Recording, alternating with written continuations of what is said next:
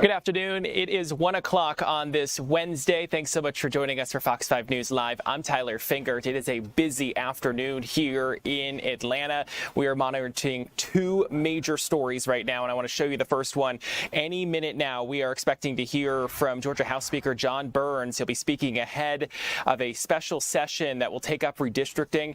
That special session is set to start at 2 o'clock. Our camera is set up, waiting for that news conference to start. We will bring that to you live during this newscast, so stick with us. But I want to talk about our other breaking story we're following, and it's out of downtown Atlanta. So you may have seen some of the pictures on social media so far. It has to do with a massive crowd that has gathered outside of State Farm Arena for a chance to see Kai Cenat, Streamers University. And Cenat is one of the world's most popular streamers. The crowd has packed entrances outside of the stadium.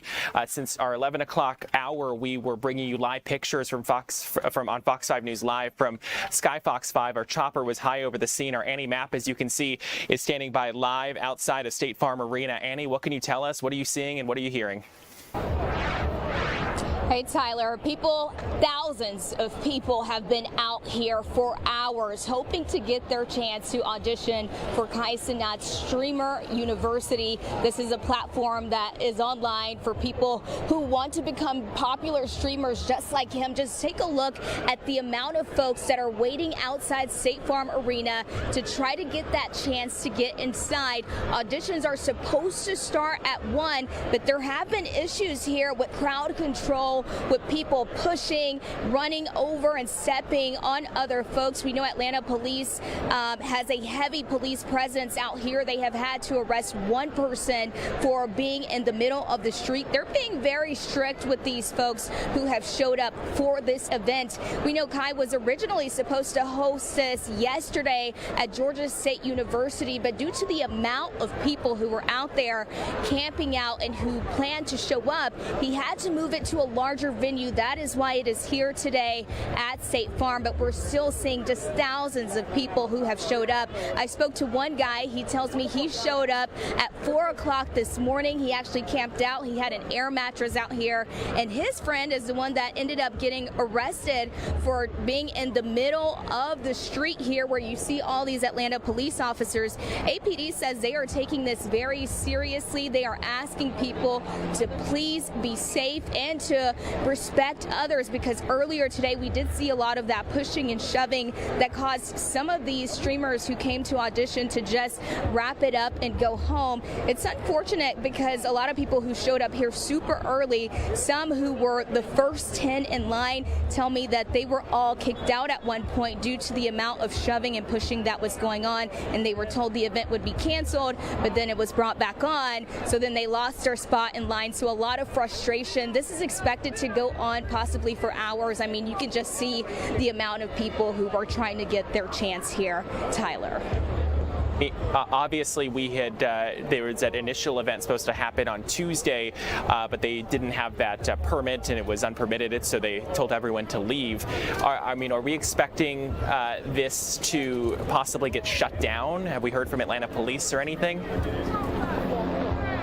Yeah, so Kai Cenat actually posted something on his story a little while ago telling people that if this event gets canceled, it will be due to the crowds who are just not listening to orders given by Atlanta police. He specifically said that people need to be in a line and not touching that glass that you see there behind me. But as of now, that has not happened. We do continue to see people all jumbled up. As you can see, you can't really see a single file line over there at all. So to be determined if folks will actually get an opportunity to audition here. Again, this was supposed to happen yesterday. It's now been backed up a little today. So we will be out here watching and waiting to see what comes out of it.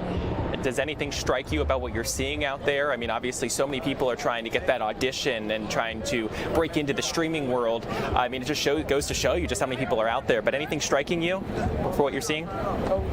Yeah, it's definitely a shocker because we're seeing sort of a mix of people who are here for Kai Cenat's Streamer University auditions, but also folks who are over there trying to enjoy the Fan Fest that's just right down the street for the World Cup.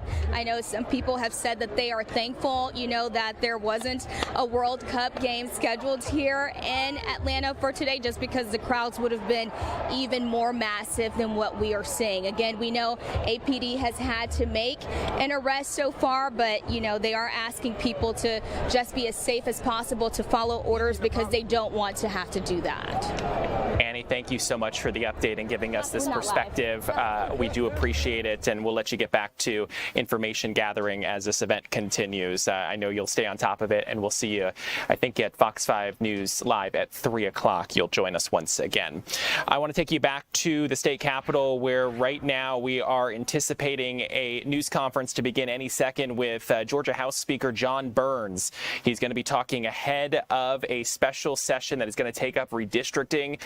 Fox 5's Deidre Dukes is there at that news conference. She is gathering those details right now. She's hearing some things from sources, nothing that we can confirm on air yet, but she is in constant contact with her sources to try to figure out what exactly could come of this special session. We know that they are going to possibly be talking about this redistricting process, which the governor has ordered this special session for. So we're going to be monitoring this. We're, of course, going to bring it to you live during this broadcast as soon as it happens. So we are monitoring it. And of course, we'll make sure you can watch it live with us as well. As we continue on here on this Wednesday afternoon, we have a team of reporters besides Deidre Dukes scattered throughout our viewing area right now. And they are working on a number of stories. And let's check in with our assignment manager, Tanya Mendoza. She is standing by at our assignment desk. Tanya, I know you're extremely busy right now. Thanks for joining us. What can you tell us about the stories that we are working on? That's right, Tyler. We're working on several stories today. I want to start out with following up on something from yesterday. Remember, we were talking about that shooting over in the Decatur area of the 23-year-old pregnant woman, Shakia Pridgeon, who was shot and killed yesterday. Well, there has been an arrest. DeKalb County made an arrest yesterday. I believe it was in Riverdale, Georgia, and they have arrested a man by the name of Devin Anthony. He was booked into the DeKalb County Jail Tuesday night. He is currently being held without bond on severe felony charges, including malice murder, feticide, criminal damage to property in the first degree, possession of a firearm by a convicted felon, and aggravated assault. He is scheduled to be in court in DeKalb County Magistrate Court for his first appearance this hour. So we will have more on that a little later today. We'll have an update on that. Yeah, certainly a shocking story with that one, and grabbed a lot of our attentions when it happened yesterday, and we were hearing about it, and we brought it to everyone during our newscast throughout the day. Let's talk about the runoff election, though. That happened last night. We obviously know that there was some surprises. What can you tell us? I know we're following up on that as well. Okay, well, let's quickly go through this. We have Kevin Stewart. He's following up on the election from last night in the gubernatorial race. A stunning primary runoff defeat. Lieutenant Governor Burt Jones, who had the powerhouse backing of both President Trump and Governor Brian Kemp, lost the Republican gubernatorial nomination. Businessman Rick Jackson took home the victory, defeating Jones 53% to 47%. So Kevin is reaching out to Rick Jackson's campaign. We talked to him last night, and Rick Jackson's going to go on to a campaign and go up against Keisha Lance Bottoms, who is the Democratic nominee in the governor's race. She did have an event this morning in Commerce, Georgia. We'll have more on that later. Tyler? And yeah, we'll stay on top of that one, knowing that November is going to be a big race here in Georgia. We're going to be obviously covering lots of different campaign events throughout the next several months leading up to Election Day in November. The special session is happening, set to get underway in about 50 minutes at the state capitol. What can you tell us about that? And obviously we're monitoring and waiting for this news conference to get underway. That's right. Our political reporter, Deidre Dukes, is over at the state capitol. Georgia lawmakers are returning there this afternoon for a special session called by Governor Brian Kemp. The main agenda item is redrawing the state's political maps after a recent Supreme Court decision limited the use of race as a predominant factor in redistricting. Democratic Congressman Sanford Bishop's Southwest Georgia district, one of the region's few remaining rural majority black districts, is expected to be at the center of the debate. State Democrats argued the stakes go far beyond politics. Democratic Minority Leader State Senator Harold Jones II called it a direct attack on African American minority communities, adding that it's a fight they thought was already fought in the 50s and 60s. Republicans argue the maps must change to comply with the court's ruling. Georgia Republican Party Chairman Josh McCoon stated that racially gerrymandered maps are illegal under the decision, saying, "I want to live in an America where we don't racially segregate voters." So that's a big debate. Deidre's going to have way more on this. She'll have sound from both sides, several press conferences going on at the Capitol and around the Capitol. So, Tyler, we'll have that story later. Sounds good, and we'll make sure, and we're obviously monitoring that news conference that's about to get underway, and we'll bring it to everyone during this hour. Let's talk about the FIFA World Cup. We have our second match tomorrow here in the city of Atlanta. It kicks off at noon, and Eric Perry is working on following up on that as well, right? Yeah, Eric Perry's working on that story. He's also taking a look at what worked on Monday when we had the first match here, what police, may have learned from that, what can be better for the second one. We do know that the weather might not be great for the game tomorrow. It's South Africa and Czechia, so we have questions out about that, if there's any alternate plans for traffic, once the bad weather moves through. But that's what he's working on. And right now, I just looked up and it looks like Portugal's playing. So all eyes are on Ronaldo right now. Okay. Tanya Mendoza at our assignment desk, thanks so much for the update on the stories we're working on today. A busy, busy news day in Atlanta, and we'll, of course, keep everyone up to date. Tanya, thanks so much. And I want to take you back to the state capitol, where any minute now we are expecting to hear from the Georgia House Speaker, John Burns. He's going to be talking ahead of the legislative session, and it appears it might be getting ready to get underway in a moment. So essentially, here's what we were talking about. Tanya was mentioning that special session is going to be taking up redistricting here in Georgia. And so they are going to be essentially previewing what is to come. Deidre Dukes, who is one of our reporters, is at that news conference. She is standing by. She is waiting to hear from officials ahead of this big special session, which gets underway at 2 o'clock this afternoon at the state capitol. So it is 1:12 on this Wednesday afternoon. So we're just about 47 minutes away from that all kicking off. And then they're holding this news conference to talk about their plans for the session. And I'm just scrolling here to see if I can talk about some more information as we're waiting this news conference to get underway. I can tell you that obviously redistricting is a big portion of this. The governor, Brian Kemp, had announced that he is going to be asking for lawmakers to come back after finishing up their session, to come back and take up redistricting. And so they're going to be looking at congressional and legislative district maps following a recent U.S. Supreme Court decision that limited to the use of race as a predominant factor in redistricting. Again, you're looking at live pictures right now from the state capitol where they are set to talk about all of this. And I believe they're about to get underway. And I want you to listen in as John Burns, the Georgia Speaker of the House, will be talking ahead of this session.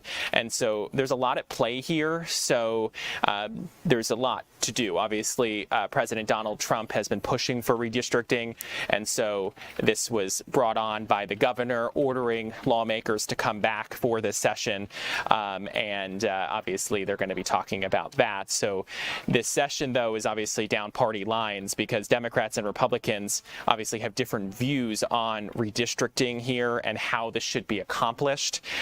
Democratic lawmakers and civil rights advocates argue that proposed changes could weaken minority representation in Georgia and disproportionately affect black voters. Republicans, meanwhile, argue the maps must be revised to comply with the Supreme Court ruling. And so supporters of the changes contend the districts drawn primarily around race are no longer defending indispensable and should be adjusted to meet constitutional requirements.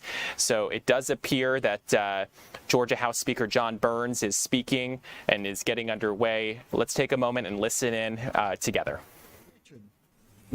As we convene today, the Georgia House Republicans are focused on Georgia's future and the issues that really matter to our neighbors across this state, not partisan gain. That's why we look forward to working with the governor, with Governor Kemp, and our partners in the Senate to drive down the cost of living for Georgia families by delivering historic property tax relief and ratifying the suspension of the gas tax, which has saved Georgia drivers hundreds of millions of dollars. In regards to reapportionment, when the House learned that it was placed on the call for a special session, we knew it was not the right path forward for our state at this time. We believe that it's important to do the things the Georgia way, responsibly, transparently, and with ample opportunity for public input, not just as we do with every other issue that comes before the House. Changes to our district maps have the potential to impact every voter in Georgia, and they deserve the same thoughtful, fact-driven process that has always guided the House. That's why we look forward to holding joint reapportionment meetings to hear from voters in every corner of this state, ensuring every citizen of our state has an opportunity to make their voice heard in a fair and bipartisan environment. In addition, there are a number of cases pending where judges are currently analyzing the decision of Calais on redistricting. Several of those cases involve Georgians' prior and current maps. We are confident that Georgia will prevail in the pending appeals and look forward to receiving additional judicial opinions to assist in our future map drawing efforts. For these reasons, House Republicans will not be taking up congressional or legislative redistricting maps for the 2028 election cycle during this special session.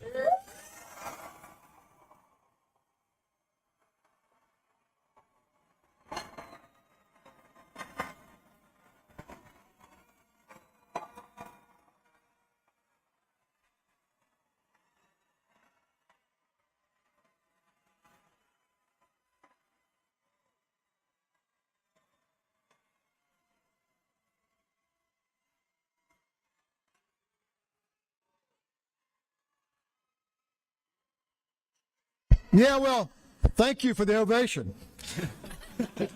Now, we have a job to do. Let's get to work, Georgia, and do our jobs. Now I'm going to introduce the President Pro Tem of the Senate, Senator Larry Walker, for some remarks. Senator Walker.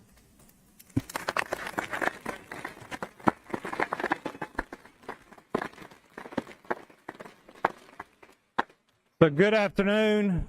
Thank you, Mr. Speaker. Senate Republicans stand united with you and your caucus in this decision today, and I appreciate you letting me be here with you today. I want to set the stage as to how we got here, where we are today. So the U.S. Supreme Court announced this decision on Louisiana versus Calais, which left no doubt that we would need to draw new maps. The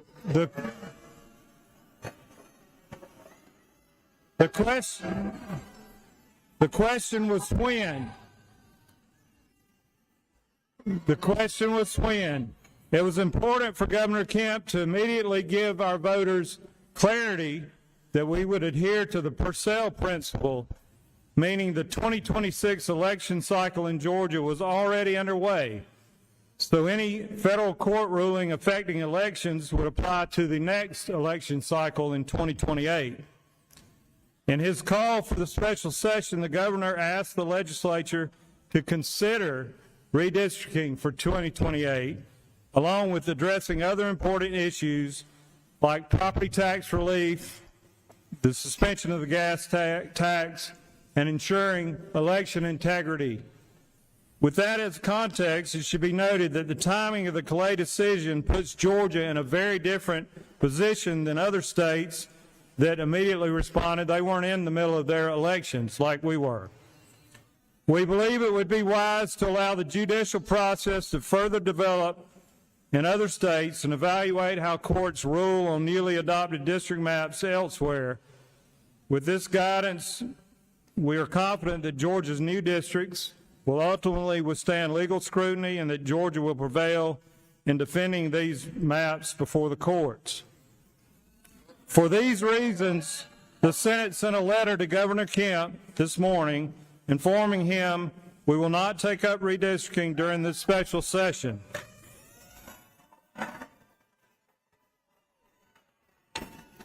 Instead, we recommend continued monitoring of the legal developments in other states while receiving additional public input before considering any changes to our maps.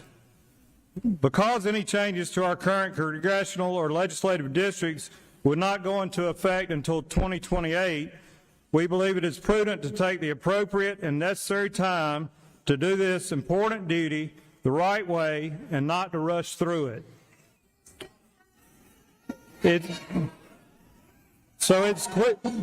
It's clearly the responsibility of the General Assembly to draw maps and to ensure that any action we take is transparent, well-informed, and in unison with our colleagues in the House of Representatives. It is important to us that we proceed with the same level of care and deliberation that has guided the General Assembly's redistricting efforts in the past, and pausing this action gives us time to do that. Thank you.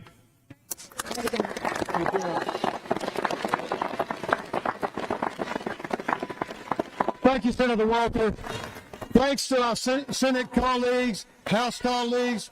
If you have any questions, reach out to our offices, and we'd be glad to answer them. Thank you all very much. And you have been listening to state lawmaker Speaker Burns talking about this special session. So there had been some talk that they were going to be redrawing congressional maps here in Georgia during this special session that Governor Brian Kemp called. However, as we just heard from Speaker Burns, they will not be focusing on redrawing congressional maps during this special session. That was a news conference. That special session obviously gets underway at 2 o'clock today, and we'll obviously be monitoring it. Deidre Dukes is standing by live at the state capitol, and she'll be joining us throughout the afternoon and into the evening with updates on that special session. We're going to take a quick break. We're back in 2 minutes.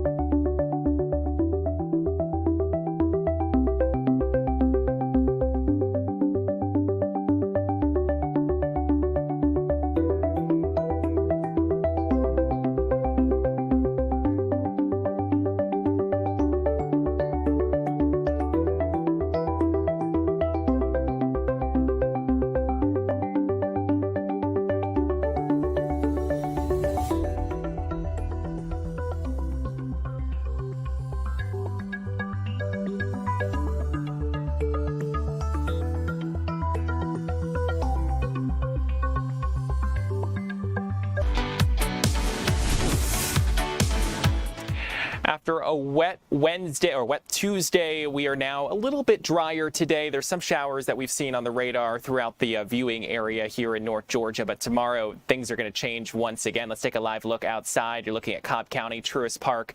You can see plenty of clouds, but I also could see a little bit of blue skies there as well. Let's check in with Fox 5 Storm Team meteorologist Alex Forbes. And Alex, tomorrow and Friday are already Fox 5 Storm Alert days, which means you guys are fairly confident that it could get dicey maybe at points. Yeah, we're looking at something abnormal across northern Georgia. Whenever we've got a threat of something happening that is not a run-of-the-mill day, not a run-of-the-mill shower and thunderstorm day, not a run-of-the-mill cold front, that's what triggers a storm alert day, and that's what we've got on the way for Thursday. We're going to talk about the details of that here in just a moment. First, want to show you FanFest. Looks like gates are open. People are in. 82 is where we stand right now in Atlanta. 82, 6 p.m., 3 p.m. I think that's where we're going to hang out, really, for the majority of the afternoon. Only a 20% chance of a scattered shower. We do have a handful of those, as Tyler mentioned, down into Troup County, over towards Lamar, Monroe, Jones, Baldwin counties, headed over out towards the South Carolina state line. That cloud cover goes up to about Canton, Rome, Gainesville.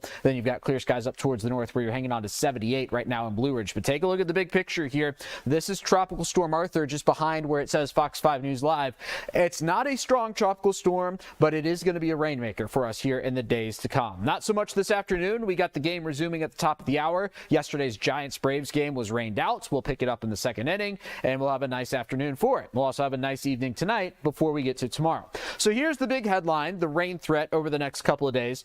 Widespread 3 to 4 inches of rain south of I-20, with some spots potentially seeing locally higher amounts. Those numbers gradually get smaller as you find your way up towards the north. About 1 to 2 inches Gainesville, 1 to 2 inches Blairsville, 2 to 3 inches there in Canton. This is now through Sunday, so it, of course, includes tomorrow's rain, but then also any rain that we would see beyond into the weekend. So we have a flood watch in effect. This is going to be Polk, Bartow, Cherokee, Forsyth, Gwinnett, Barrow, Oconee, and Point Southward, Green included in that. Widespread 2 to 5 inches of rain in this green shaded area with some isolated totals of 7+. I think that 7+ risk is going to be in the Columbus area and then back into Alabama. Here's our severe weather outlook. You see damaging winds up to about 60 miles an hour, but here's what I'm really watching closely is that spin up tornado risk as we find our way really tomorrow afternoon and evening. And it's not equal playing field for everybody. It's going to be along I-20 and points southward as we work our way into the evening hours. Basically, the core of this system is going to try to move across Metro Atlanta, and it's going to be on the south side of that core of where that tornado threat is going to exist. So let's talk about the details. There's your hour by hour, handful of scattered showers into the evening hours tonight.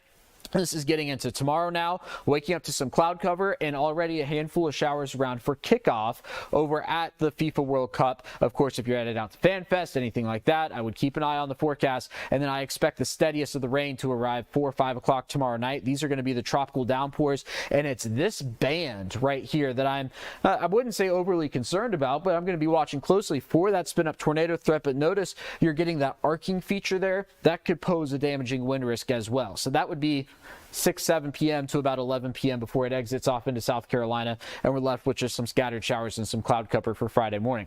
Now, this particular model has Friday being completely dry. I've got another model. In fact, I've got it right here. I can show you. Let me just pull this into Friday. I was looking at this earlier. Notice how it fires up another wave of storms across the metro area. So the models had been trending wetter. Recently, they started trending drier. This one has not gotten on board. So for the time being, I am hanging on to a 80% chance of storms on Friday. But Tyler, I do expect that Friday forecast likely to change. I'm not sure how much it's going to change or which way it's going to go just yet. I need to go look at some more data, but it probably will here in the next little while. Then we're back to regularly scheduled programming for this weekend. Of course, Sunday's Father's Day. It's FIFA World Cup Day. It's the first day of summer. I don't think I can put any more icons on the 7-day forecast here.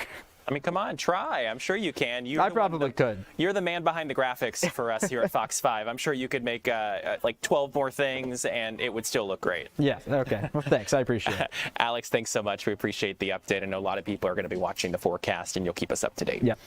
As we continue on here on Fox 5 News Live at 1 o'clock, we still have a lot more ahead. The time now, 1:30 almost on this Wednesday afternoon. We're going to take a quick break. We're back in just 2 minutes.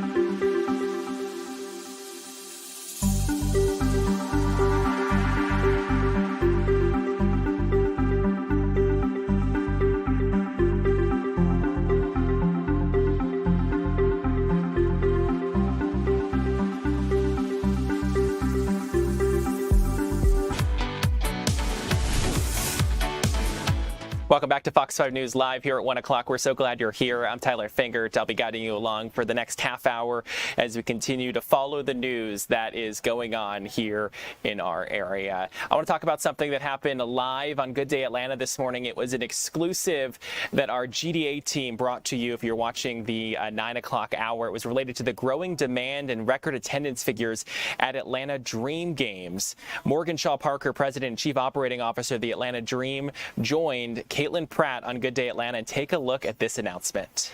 Let's dig in.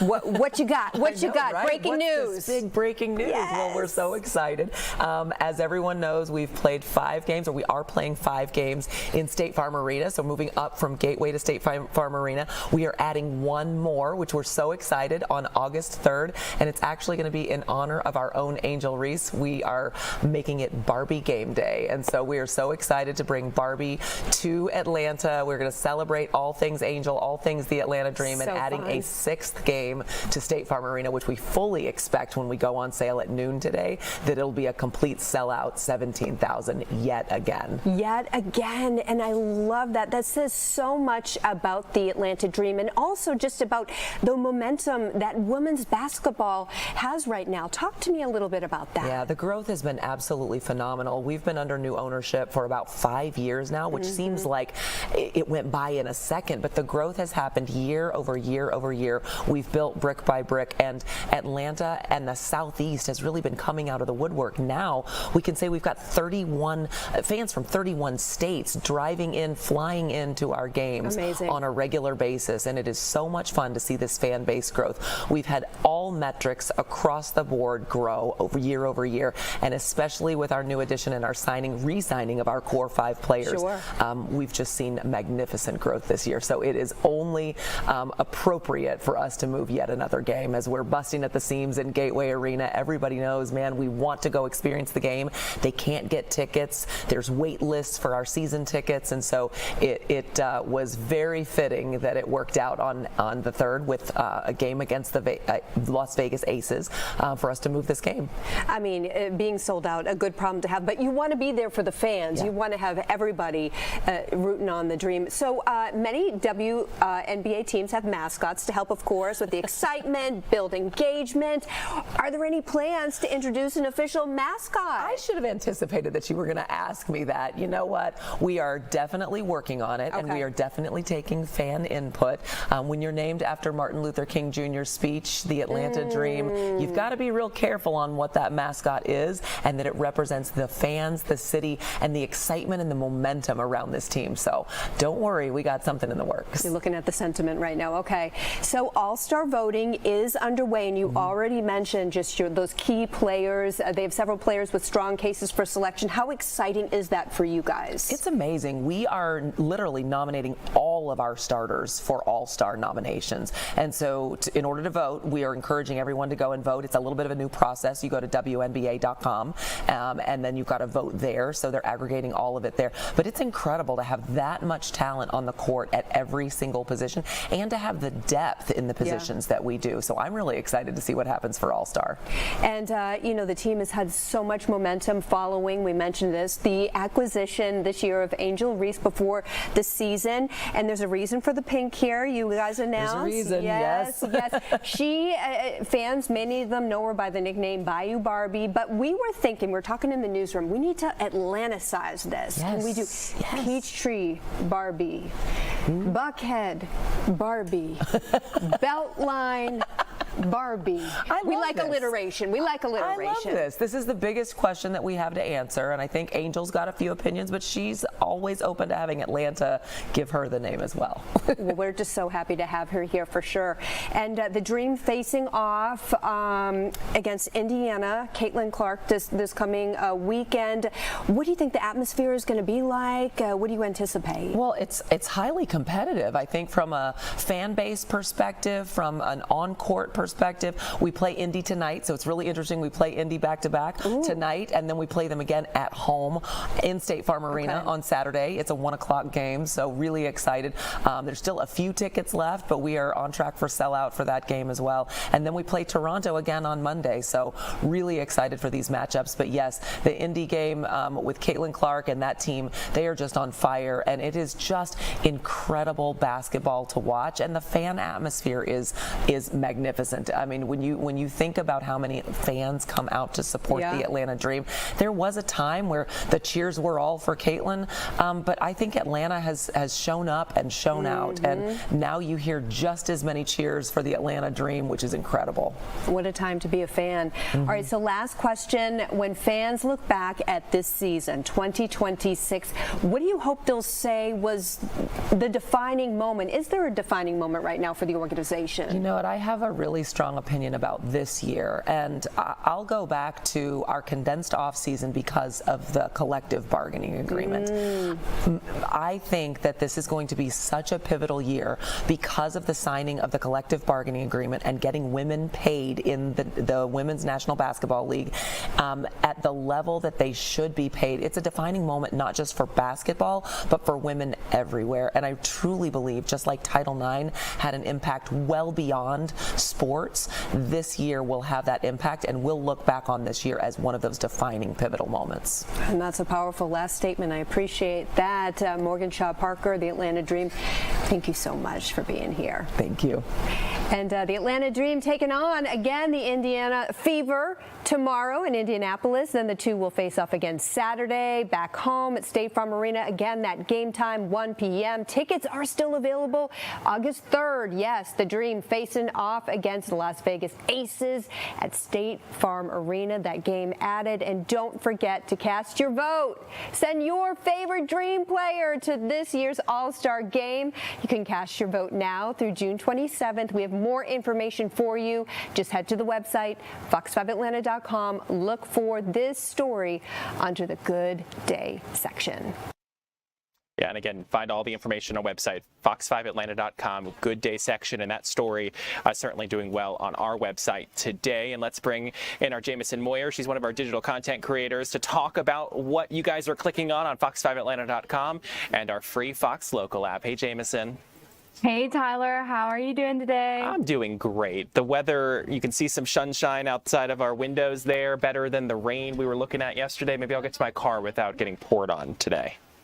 That seems to be the goal lately. Yeah. So let's talk about it. What's the first story that you want to talk about that's doing well on our website that people are really interested in? Yeah, so it's an ongoing situation out at State Farm Arena. Thousands of hopeful content creators have been lining up outside the arena since before 11 a.m. this morning to audition for internet star Kai Cenat's Streamer University. So what the auditions are for is for a chance to learn from Cenat about how to stream and grow their online followings. Now, if this sounds familiar, it's because the event was actually supposed to happen yesterday, but it had to be rescheduled and moved to the arena after massive unannounced crowds at a previous location led to safety concerns and a handful of arrests by the Atlanta Police Department. The 24-year-old Twitch icon is easily one of the biggest content creators in the world right now. Cenat even had to jump on Instagram this morning to tell fans to back off the glass and stay in line at State Farm. Video from the scene shows packed crowds with little room to breathe, including issues with pushing and shoving. Some people told Fox 5 reporter Annie Mapp that they actually decided to leave early due to issues that were happening within the crowd. People have been camping out outside the arena since the early morning hours around 4 a.m. At least one arrest has been made today from today's event, according to the Atlanta Police Department. A man was charged with pedestrian in the roadway. Authorities are asking people to avoid the area of the arena if they can, as some roads have been blocked off due to just the massive amounts of people waiting to get an audition. Police are on scene assisting, and the doors were scheduled to open at 1 p.m., but according to reports, officials are only letting about 200 people in the arena at a time. So there's a chance many members of this crowd will not even be able to audition. This is all happening as the city hosts the FIFA Fan Festival, which is just down the street at Olympic Centennial Park. Yeah, and Jameson, I want you to be able to, you were talking about it, that Annie Mapp talked to several people who were actually there, and we were able to cut some of that sound. Let's take a listen together. I will say it is not Kai's fault that this is happening because people can't control themselves, but at the end of the day, he does know that people won't control themselves, so in any way to set up the best security possible, I feel like that wasn't done today. There was no clear line or anything, it was just cops standing around on the opposite side of the street. That was it. So there should have been like a clear line to be in, like all set up before the Instagram story even went up, but again, he runs it the way he wants to run it, so that's it. Currently, we were in the front of the line, and they started shoving, they started squeezing. I'm 5'9", I could take it, I go to concerts, but they're very short women, they started squeezing them. She fainted, so we had to, carry her out. We were here for a couple hours. It was just a lot of chaos at first, at first everybody was trying to shove their way into the building. It was like World War Z. Yeah, we were getting kind of trampled because, it's like a bunch of tall guys and we're like a little short. So we were getting trampled. There were a lot of little, people shorter than us getting trampled. Yeah, a lot of them. It didn't get as chaotic as I feel like it could have been. But yeah, like I said, a lot of these young guys, they're full of energy, which Kai, he always brings a lot of energy in his content. So, they're going off of that inspiration. They're coming out here, they're doing wild stuff. They're jumping on trucks and throwing fruit snacks and granola bars at everybody. So, it gets a little entertaining, put it like that. Yeah, we just heard there. It's a huge cross-section of people. I mean, you looked at that. Every person seemed to be a different type of a person, if you get what I mean, if you understand. Different crowds, I guess you could say. Right. And so certainly drawing a huge amount of people out there for that chance to audition. I mean, it's understandable. I mean, to learn from, I guess, one of the greatest streamers there is. Absolutely. I mean, his popularity is undeniable. And I just heard, that was the first time I've heard about people jumping on cars and things like that. But you can see from the crowds, you can imagine these situations unfolding, those women who were talking about, being squished in the crowd and getting shoved on, especially when you're not, when you're average height out there. I can imagine that situation was probably a little overwhelming, but as you see now, on your screen, there's tons of police out there right now trying to do their best to manage the crowd. And Cenat has posted, like I said, on his Instagram, asking people to just listen to what law enforcement is saying, or else the event could possibly shut down. That is what he said in his statement. Now, we have no official reports of that from police, but it seems like chaos out there, to be honest. Yeah. Jameson, another story that you are following has to do with a Clark Atlanta University murder. What can you tell us about the update in that case that people are interested in? So this is a major development out of the Georgia Supreme Court ruling yesterday in this high-profile murder case. Justices have unanimously ruled that prosecutors can introduce evidence of an alleged sexual assault in the upcoming trial over the death of Clark Atlanta student Alexis Crawford. Now, the high court reversed a lower court's decision stating that the alleged assault, which Crawford reported to police 5 days before she was murdered in October 2019, is directly relevant to establishing a motive in her death. Prosecutors say that Crawford was strangled by her 24-year-old Barron Brantley and his girlfriend Jordan Jones, who was Crawford's roommate at the time of her death. After the alleged assault sparked an argument between Jones and Crawford. Now, Crawford's official cause of death by the medical examiner was asphyxiation. Justice Benjamin Land wrote that the killing eliminated the only witness to that alleged assault. A trial date has not yet been set in Fulton County Superior Court for Barron's murder trial, Brantley's murder trial, but it's just a major development that they can introduce this evidence, and, prosecutors, I imagine, will go about using this to set up the motive for Crawford's murder. Let's talk about Tyler, the Creator now. He's weighing in on data centers in Georgia. Yeah. So yes, Grammy-winning rapper Tyler, the Creator, is weighing in on data centers in Georgia. Like you just said, there's a local battle going on in DeKalb County. The artist took to Instagram last night with a video from DeKalb County Board of Commissioners meeting where he was forcefully shouting, quote, "death to all data centers," after county officials extended a 100-day freeze on new technology hubs. Local activists are clashing with local leaders over the developments, calling them a prime example of environmental racism. If you're wondering what the big deal is about data centers, they are the massive physical brains behind the internet, powering everything from your Netflix streams to ChatGPT, even your email. But keeping those giant computers running requires an astronomical amount of electricity and water. So that is where much of the discourse has been coming in about, and DeKalb leaders are using the pause to study the strain on local utilities, while Tyler's viral Instagram story is bringing a spotlight to the hidden environmental cost of our digital lives. Jameson, thank you so much for the update on those stories that we're working on. I do appreciate, always appreciate our chats. Thanks, Tyler. Let's talk about some news that's coming out of Texas. You may have saw yesterday, overnight, at least one person was killed in a fiery plane crash. Look at this video that's coming into our newsroom. That is a small plane that crashed on a Texas highway and then burst into flames. And so authorities say the aircraft crashed in the middle of a highway in South Texas around 10 p.m. last night after departing from the Los Cabos International Airport in Mexico just after 6 p.m. last night. Video captured people attempting to smash a cockpit window to rescue people out of that fiery aircraft. Police say 6 people were aboard the plane. It's unclear, though, if anyone on board the plane was killed or if a person on the ground was the person who was killed. We're obviously working to get those details, but the investigation into this one continues. Let's talk about SpaceX now. You know that it was last week that it officially had its initial public offering, and it went wild. It surpassed Amazon to become the world's 5th most valuable public company, and that's just days after it hit the public market. SpaceX market value is now nearing $3 trillion after its shares jumped 19% in the first day of trading. It's up about $60 from what it was when it had its initial public offering at about $135. It's now somewhere around $190 last time I looked. Another 20% on Monday, and then also went up on Tuesday about 10%. So lots of people interested in this one.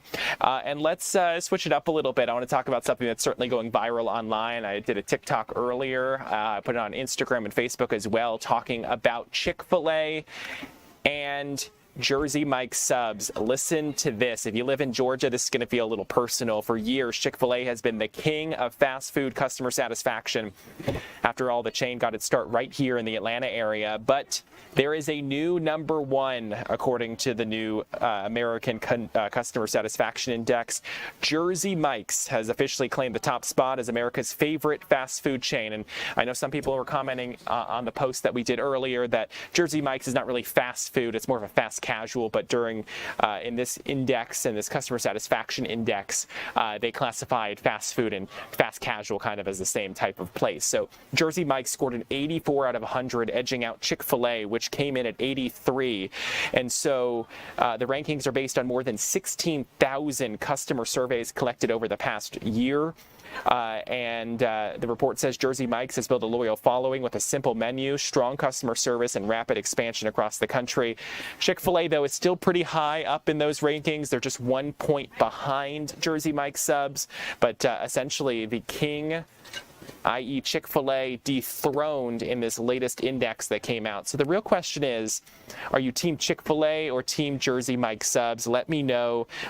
Mention in the comments. I am reading it on TikTok, and we're looking at Facebook and Instagram as well. Let me know, and we'll try to see if we can talk about it when we come back. But for now, we're going to take a quick 2-minute break. We're back in just 2 minutes.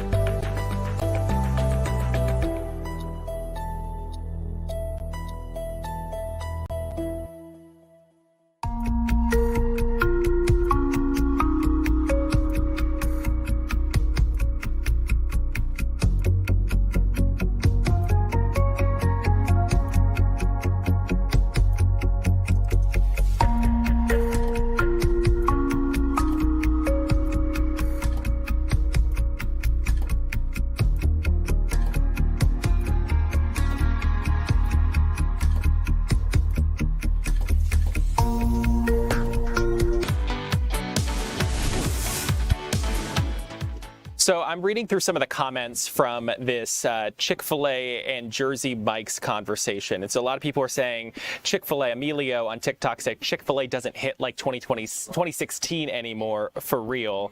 Another person said Chick-fil-A, and obviously on social media, a lot of people were saying that how is Chick-fil-A and Jersey Mike's under the same same thing, because they are definitely different, because one is fast casual, the other is essentially fast food. But obviously that is just how they do that customer product index. So let's continue on. So there's a huge salsa competition happening in Metro Atlanta today, and young chefs from across the area are putting their culinary skills to the test. The annual Salsa competition brings together Boys and Girls Club members who have created homemade salsa recipes using ingredients grown in their club gardens, which is incredibly cool. Our Eli Jordan is live in Chamblee right now, and I know that competition is wrapping up, and you were telling me during the 11 o'clock hour that you had gotten to taste some of it.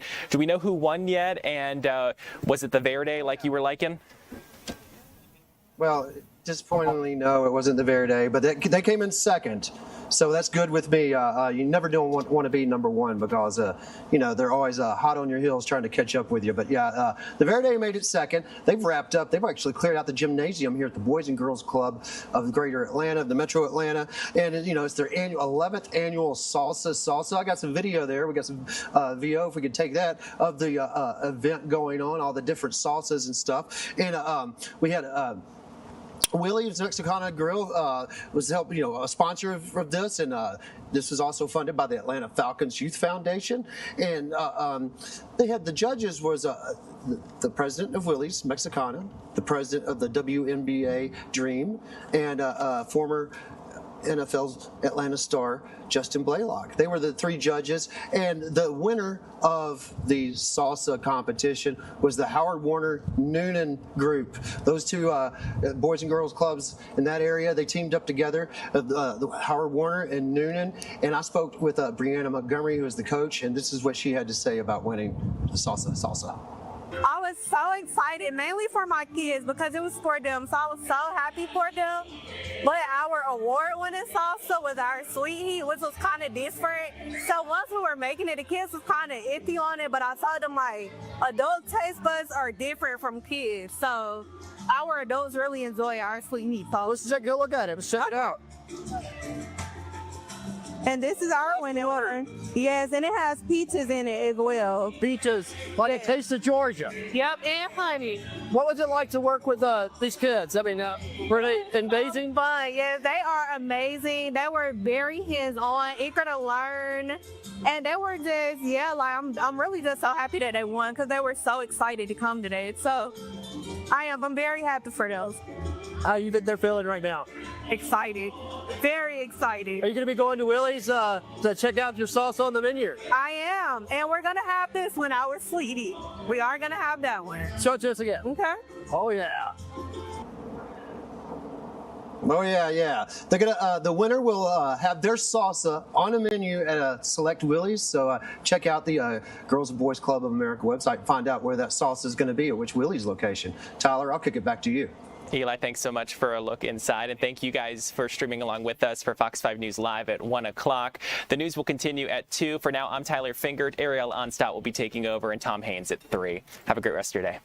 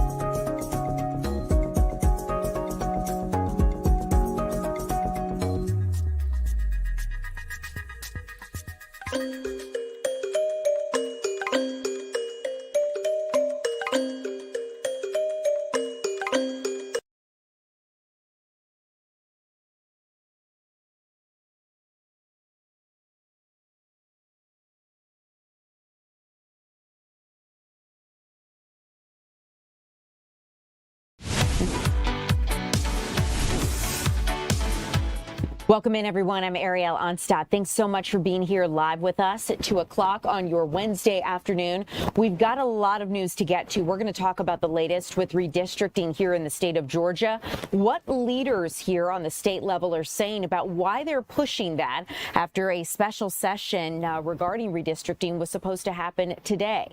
They were supposed to take that issue up. They have decided not to today. We're going to talk about why here straight ahead. But first, let's talk about a situation that continues to unfold in downtown Atlanta. We have seen massive crowds come out because of a streamer university or a streaming university event. Kai Cenat is one of the world's top streamers, and he hosts these trainings and events for his followers, fans, and other people who want to get into the world of streaming to come out and learn more about it. However, we're seeing these massive crowds once again gathering, this time outside of State Farm Arena here in downtown Atlanta, as his streamer university is underway today. The event comes just days after police made several arrests near Hank Aaron Drive during a separate gathering that was canceled and later rescheduled for today. So right now, you're looking at video we gathered just an hour or so ago of that rescheduled event. Authorities say confusion surrounding that earlier event led to their response. And in that previous event, there were multiple arrests stemming from disorderly conduct and obstruction to drug possession and assault. So one of the things we're looking at when we want to understand why all of these people are here is they're trying to make money and they're trying to start careers in streaming and to understand how they can be successful the way Kai Cenat has been. An update posted to Cenat's Instagram account identified State Farm Arena as the final location for the event today, rescheduled from Tuesday to Wednesday, labeled as an in-person application for his streamer university scheduled to begin at 1 p.m. So pretty crazy. I know some of you here on TikTok saying, wow, that's a lot. So yeah, this is something we're going to continue to monitor. But let's continue on here, because on a state level, I want to get you the latest regarding redistricting efforts here in the state of Georgia. Georgia lawmakers have just announced they are scrapping redistricting talks just before a special session was set to begin this afternoon.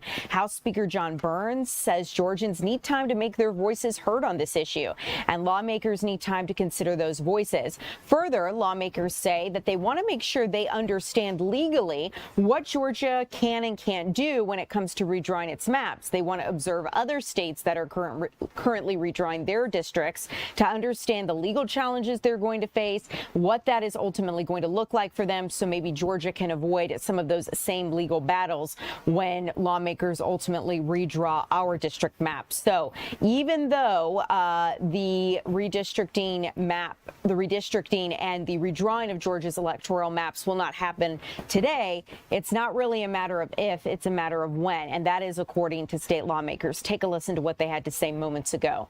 Thank you for your attention. As we convene today, the Georgia House Republicans are focused on Georgia's future and the issues that really matter to our neighbors across this state, not partisan gain. That's why we look forward to working with the governor, with Governor Kemp, and our partners in the Senate to drive down the cost of living for Georgia families by delivering historic property tax relief and ratifying the suspension of the gas tax, which has saved Georgia drivers hundreds of millions of dollars. In regards to reapportionment, when the House learned that it was placed on the call for a special session, we knew it was not the right path forward for our state at this time. We believe that it's important to do the things the Georgia way, responsibly, transparently, and with ample opportunity for public input, not just as we do with every other issue that comes before the House. Changes to our district maps have the potential to impact every voter in Georgia, and they deserve the same thoughtful, fact-driven process that has always guided the House. That's why we look forward to holding joint reapportionment meetings to hear from voters in every corner of this state, ensuring every citizen of our state has an opportunity to make their voice heard in a fair and bipartisan environment. In addition, there are a number of cases pending where judges are currently analyzing the decision of Calais on redistricting. Several of those cases involve Georgia's prior and current maps. We are confident that Georgia will prevail in the pending appeals and look forward to receiving additional judicial opinions to assist in our future map drawing efforts. For these reasons, House Republicans will not be taking up congressional or legislative redistricting maps for the 2028 election cycle during this special session.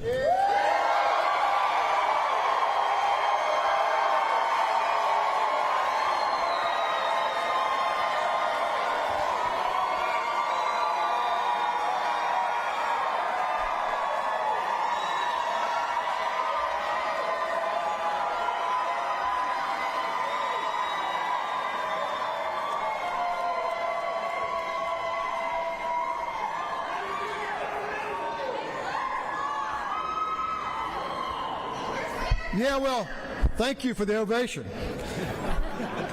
Now, we have a job to do. Let's get to work, Georgia, and do our jobs. Now I'm going to introduce the President Pro Tem of the Senate, Senator Larry Walker, for some remarks. Senator Walker.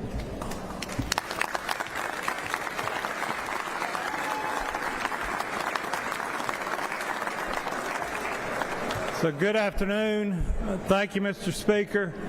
Senate Republicans stand united with you and your caucus in this decision today, and I appreciate you letting me be here with you today. I want to set the stage as to how we got here, where we are today. So the U.S. Supreme Court announced this decision on Louisiana versus Calais, which left no doubt that we would need to draw new maps.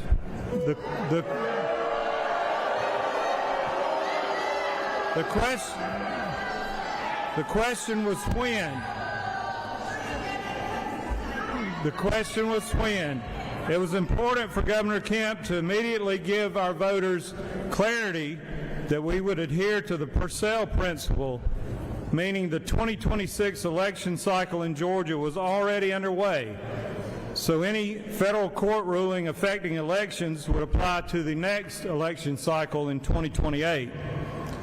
In his call for the special session, the governor asked the legislature to consider redistricting for 2028, along with addressing other important issues like property tax relief, the suspension of the gas tax, and ensuring election integrity. With that as context, it should be noted that the timing of the Calais decision puts Georgia in a very different position than other states that immediately responded. They weren't in the middle of their elections like we were. We believe it would be wise to allow the judicial process to further develop in other states and evaluate how courts rule on newly adopted district maps elsewhere. With this guidance, we are confident that Georgia's new districts will ultimately withstand legal scrutiny and that Georgia will prevail in defending these maps before the courts. For these reasons, the Senate sent a letter to Governor Kemp this morning informing him we will not take up redistricting during this special session.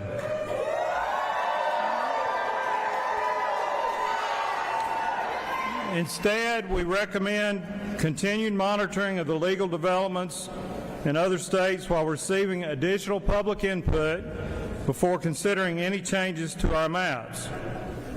Because any changes to our current congressional or legislative districts would not go into effect until 2028, we believe it is prudent to take the appropriate and necessary time to do this important duty the right way and not to rush through it.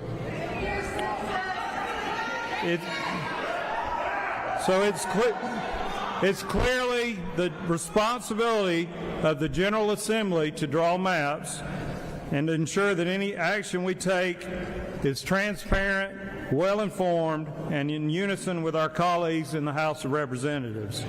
It is important to us that we proceed with the same level of care and deliberation that has guided the General Assembly's redistricting efforts in the past, and pausing this action gives us time to do that. Thank you. So you got to hear from lawmakers here at the Georgia Capitol. That special session focusing on redistricting was supposed to happen at 2 today. Instead, lawmakers are focusing on other issues instead of redrawing congressional maps here in the state of Georgia. Now, before it, Senator Raphael Warnock and other advocacy groups for voters' rights held news updates begging state lawmakers to reconsider how they redraw these maps. Democratic lawmakers and civil rights advocates have been arguing that proposed changes could weaken minority representation here in Georgia and disproportionately affect black voters. As always, we will continue to keep you updated as Georgia works through this and ultimately does redraw its congressional maps. In the meantime, let's continue to get you an update as to what your ballot might look like here come November. We are tracking the results of multiple races here, including the race for Georgia governor and a U.S. Senate seat here in the state of Georgia. Our Kevin Stewart joins us live from the state capitol. Kevin, it is great to see you. What are you tracking in the aftermath of these results that we have gotten in? I understand that a lot of these candidates are saying, okay, primaries are over. Now it's all eyes on November. Yes, the road to November has begun. The stage has been set. On the governor's side, we have Keisha Lance Bottoms representing the Democrats. And last night we found out that Rick Jackson will represent the GOP in that governor's race. And on the Senate side, of course, you have incumbent Democrat Jon Ossoff. And then we have Mike Collins, the congressman, who had the Trump endorsement. And without a doubt, the interesting thing that we saw today is like, oh, what are they going to be doing today? Well, Keisha Lance Bottoms, she's out campaigning already. We caught up with her over in Commerce today, talking to folks. She, in the spirit of today's political banter, she's got a nickname for Rick Jackson already, called him Slick Rick. Ric Flair, and began attacking his record, how he spent so much money, more than $120 million of his own money on the campaign and bought his nomination. Rick Jackson, he is not out campaigning today, not doing any interviews today. He's choosing to lay back and let his words that he used last night to define Keisha Lance Bottoms, which, of course, he attacked her, talked about her record as mayor of Atlanta. And most people agree that there is going to be a ton of money. If a man can fund his own race, spending over $100 million, over $120 million, you're going to have a lot of money being poured into the governor's race as well as the Senate race. And we talked to one of those experts today who talked about the governor's race in this fashion. Take a listen. Talking about Keisha Lance Bottoms and her record as mayor, criticizing it. So I suspect that will be a big part of his campaign. Bottoms will probably emphasize the Jackson's lack of experience, his alignment with President Trump, even though he was not endorsed by President Trump. And so I expect those will kind of be the policy issues, point of disagreements that will matter. I suspect as we get into the campaign, the policy issues might evolve a little bit, but I think the big thing is going to be money. I think Jackson is probably willing to spend hundreds of millions of dollars, which in a state like Georgia is an enormous sum. And obviously, money doesn't guarantee victory, but it can help. Sure does. Rick Jackson was an unknown, for sure, healthcare executive, and just came out of nowhere to win the GOP nomination for governor. And again, if you don't like negative campaigning, you're not going to be wanting to watch much television, listen to much radio, or spend much time online, because you're going to hear a ton of negative campaigning. Candidates will talk about themselves, but you will more than likely hear a lot of negative campaigning. The experts that we talked to, and we talked to several today, they said what you're probably going to see is certainly from the Republican side, you're going to see where they leaned hard right to get the base, and during this race, they're going to start moving slightly to the center. You saw that during Rick Jackson's campaign, where he tried to do to try to soften his image when he did the ad with his kids, when they talked about, hey, Dad, you look so mean, and try to warm him up a little bit. The consensus is you're going to see a little bit of that from time to time, but for the most part, you're going to see a lot of negative campaigning. Ariel? Ben, a really good point. I know so many people watching with us, and even sometimes ourselves included, we watch so many of these ads, and it's not like it's something we can fully avoid during this campaigning season. So it's just something to prepare yourself for now. One thing you mentioned, Kevin, that I found so interesting is the amount of money that Rick Jackson spent on this race. And it's remarkable to think that his opponent, Lieutenant Governor Burt Jones, had been endorsed not only by Governor Brian Kemp, but also by President Donald Trump. I was reading an article from the Associated Press basically saying how much does it take to overcome a U.S. presidential endorsement, or at least an endorsement from President Trump. And it seems like $100 million might be the answer, at least in the state of Georgia. Yeah, I think that's going to be something that's going to be looked at very carefully. You know, one of the things that we did talk about, but we're not going to spend too much time on it. But what did this mean for Governor Brian Kemp? The two candidates that he endorsed did not win. And so when you look at Rick Jackson, was it the money that was able to overcome that endorsement that Burt Jones got from Brian Kemp? A late endorsement at that, which probably plays a little role in that. But it's certainly fascinating that people will be studying this, because obviously you could not listen to the radio, stream anything, watch anything on social media, watch TV without seeing a Rick Jackson ad. And when you hear the numbers, I believe the final number was $121 million. You know, it's incredible. It's incredible. Yeah. And he has said that he will spend to win the governorship, that he will spend as much money as he needs to. Seems like people sometimes often do find themselves leaning towards political outsiders as well, or at least people who bill themselves as such. So, Kevin, this is something we're closely going to watch. I appreciate your expertise, as always, in the conversation, and I know we'll see you again later this evening as you continue to cover the results of the runoff elections here in the primary. So thank you so much. As we continue, guys, speaking of election results, let's talk about the latest regarding the race for Fulton County Chair, or Fulton County Commissioner Chair, that is here in the state of Georgia. And in Fulton County, our Angelique Proctor is following the aftermath after Mo Ivory defeated Chairman Rob Pitts. Now he is no longer the chair. But Angelique, do you think this was a surprise, or did people see this coming?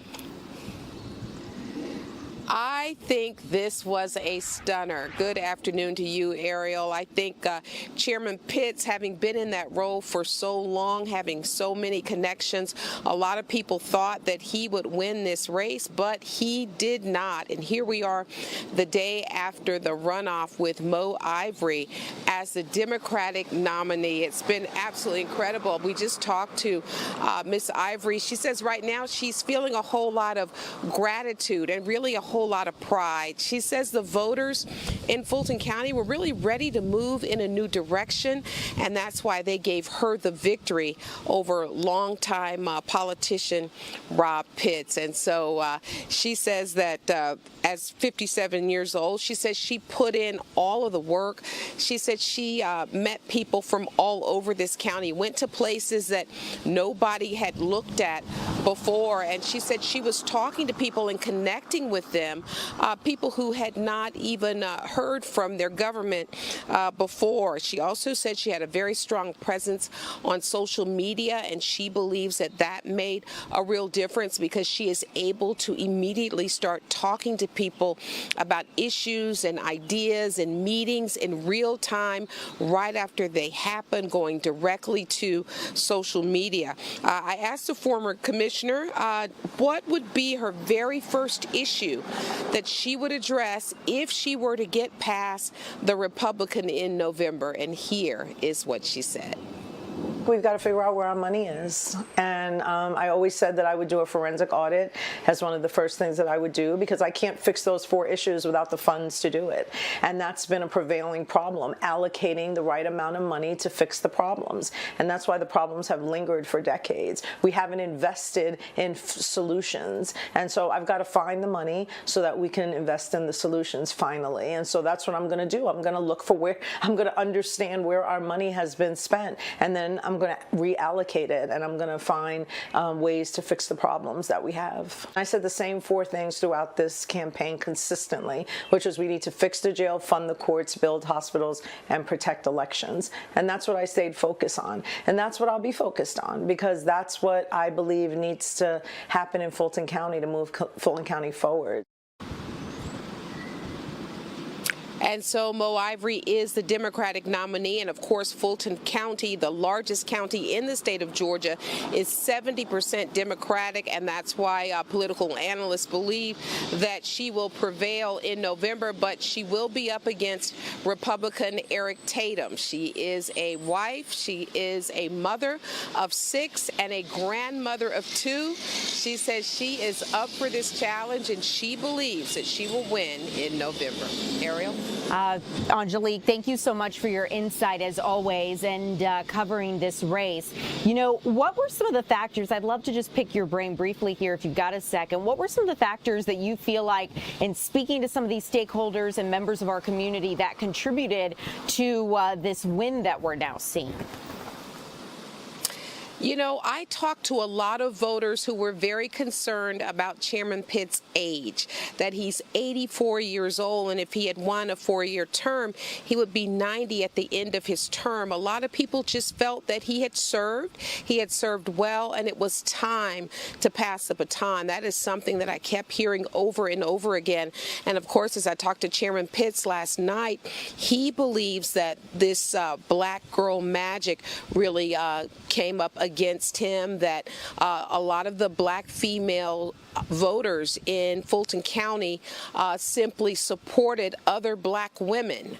And we saw that in not only the chairman's race, but during the primary with Keisha Lance Bottoms. And there was another Fulton County Commission race where Dr. Meriday prevailed over another gentleman. So he said he can't change his sex, but certainly the black female vote was very strong and very influential. So we will see if that holds up in November. Angelique, we will indeed. I really appreciate the conversation, letting us know what you've learned from some of your conversations with people here in our community. So thanks so much for joining us live. I know we'll see you again later this evening with the latest. As we continue, you guys, I do want to quickly update you on that event unfolding in downtown Atlanta near State Farm University, or at State Farm University. You're looking at video we captured hours ago when things were really hectic and crazy outside. But the update here is that the Atlanta Police Department has just posted on X that Streamer University auditions at State Farm Arena have officially concluded. They say no significant incidents or public safety events happened during this event, but they are encouraging anyone who is still in the area for this event to go home, or at least to leave the area. They say that this event is now over and people should leave. So wanted to give you that update. As we continue here, we are tracking some major weather upcoming for your Thursday and Friday. Meteorologist Alex Forbes is going to join us with the latest straight ahead.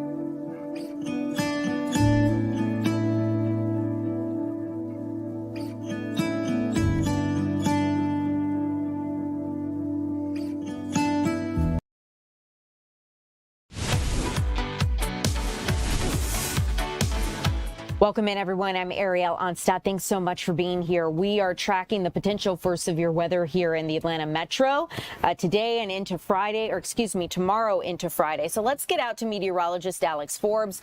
Alex, I was trying to move the clock up there, but I see from the looks of what you're tracking behind you, this could be headed our way, I presume. It is. This is Tropical Storm Arthur. It's a very weak tropical storm, like it's on life support right now in terms of its wind strength and how it's classified on the Saffir-Simpson scale, but it is going to bring us rain no matter what it is by the time we get to tomorrow here across the state of Georgia. Let me show you what's going on. So here's the interesting thing, right? It's the center of the storm is on land. It is over Texas right now, but look how dislocated the shower and storm activity is from the actual center. Now, the way you determine where that is where the wind is swirling around, right? It's not the center of the cloud cover. It's where the focal point of the wind is. So we'll use that point to track that. And notice the cone only goes up to about Jackson, Mississippi, but we tell you all the time, impacts extend beyond the cone, and rain is coming to Georgia regardless of what that thing says, and the potential for some severe weather as well.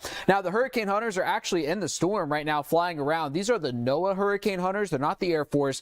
The Air Force, they're the ones who kind of go into the low levels of the storm. They're cruising about 10,000 feet, sampling the atmosphere in and around the storm off the coast. Notice they're not actually going on to land there. But tropical storm warnings in effect from the Houston metro up over towards the Louisiana area. You can see really the cloud cover. That's where the storm activity is going to move here over the next little while. So let's time out our impacts here in northern Georgia. Couple of scattered showers here for the remainder of the day today. And then by the time we get into the evening hours tonight, skies mostly clear. Notice you've got that southerly breeze in place, and that's going to lead to some cloud cover tomorrow morning.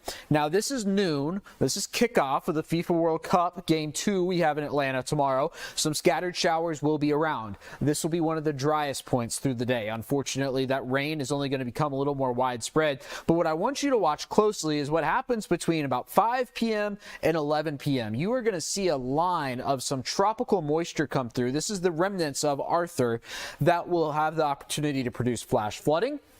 Also, the opportunity for maybe a brief spin-up tornado. Now, the types of tornadoes with systems like this are relatively weak in nature, so I'm not looking for like a big-time tornado outbreak. We're not talking about that. Instead, we're talking about these quick 5-10 minute funnel cloud drops, get some damage, and then it lifts back up, and then maybe it does it again 20 minutes later. It's that type of environment tomorrow. Nonetheless, as soon as that leading edge is through our area, we're left with just the rainfall. I think the severe weather threat comes to an end, and then we'll be drying out by the time we get towards Friday morning. Now, you're going to see on the 7-day, I've got an 80% chance of rain. I'm about to go drop that. This particular model has no rain on Friday, but I do still have a handful with some storms firing back up. And the National Weather Service is still on board with rain on Friday. That's why the flood watch goes until Friday evening. So Polk County, Bartow, Cherokee, Forsyth, Gwinnett, Oconee, Clark, Greene County points southward. Widespread 2 to 5 inches of rain, but some isolated totals up to about 7 inches will be a possibility over the next 48 hours or so.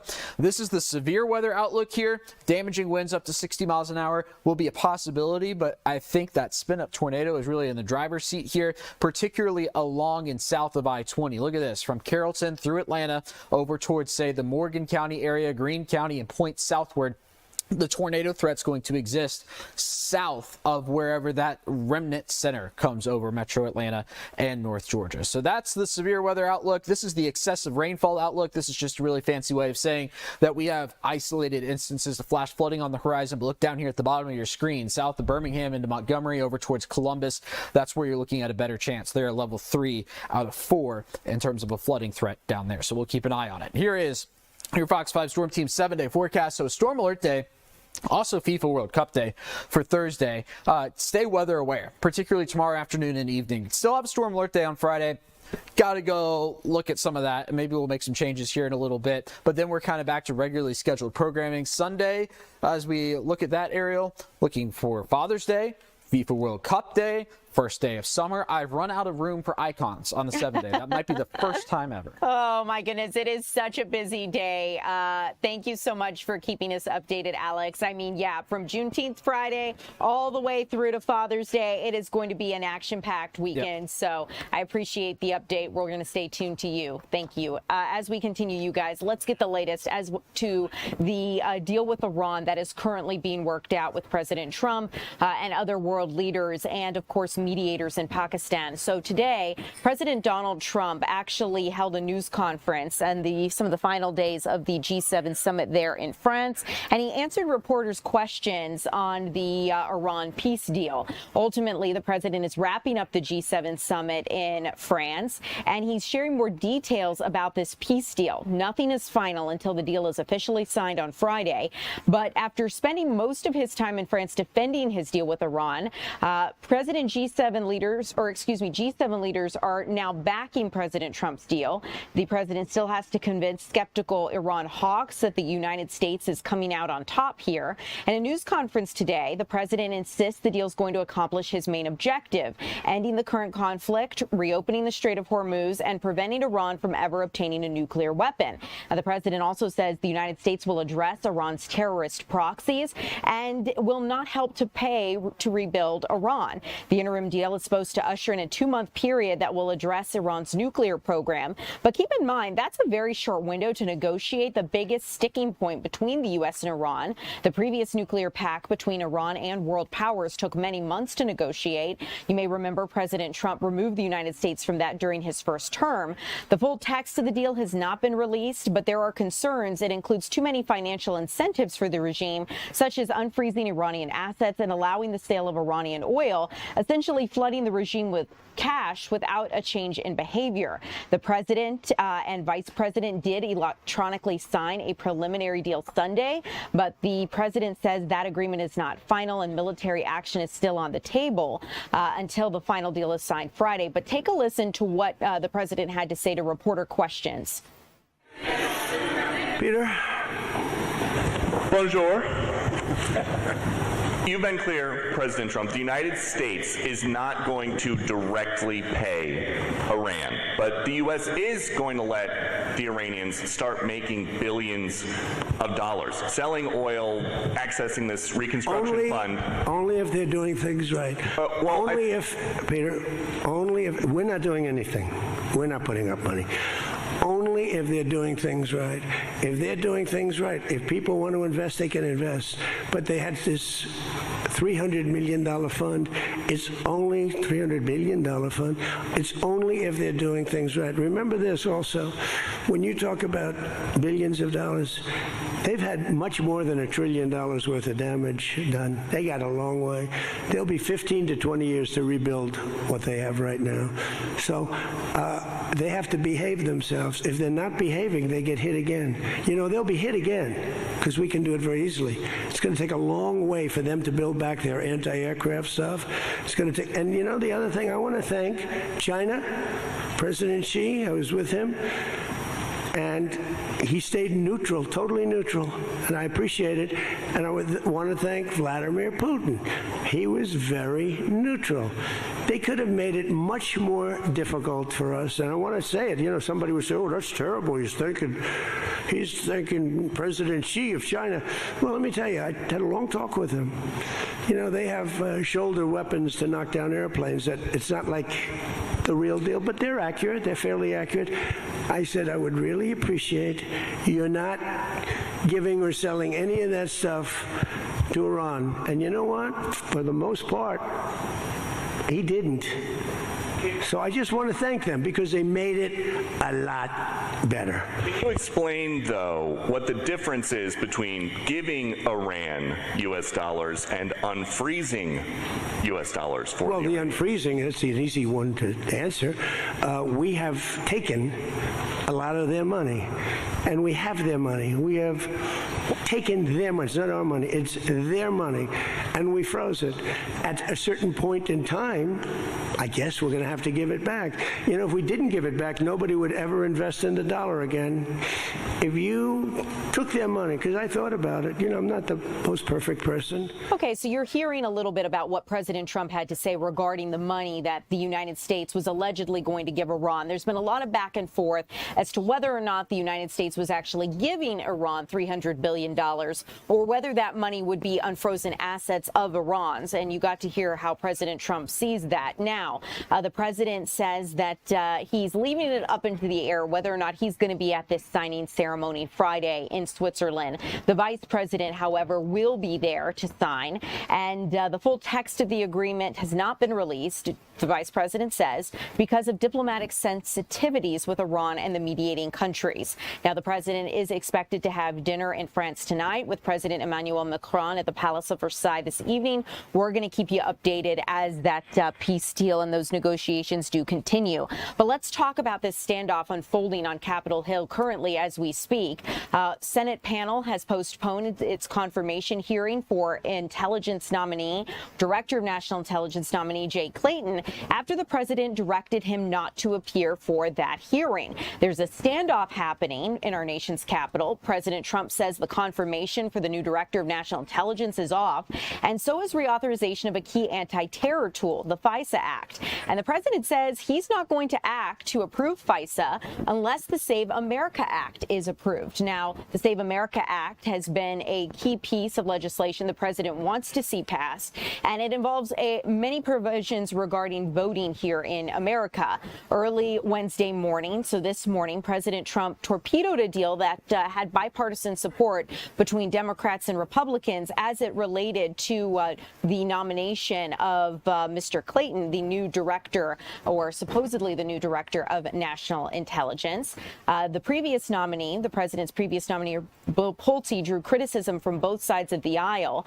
Democrats saying that they didn't see him being qualified and they don't believe he has a national security clearance to be able to do the job. Now, negotiation between the White House and Senate are ongoing, but Majority Leader John Thune tells Fox News his conversations with the president are getting a little bit testy.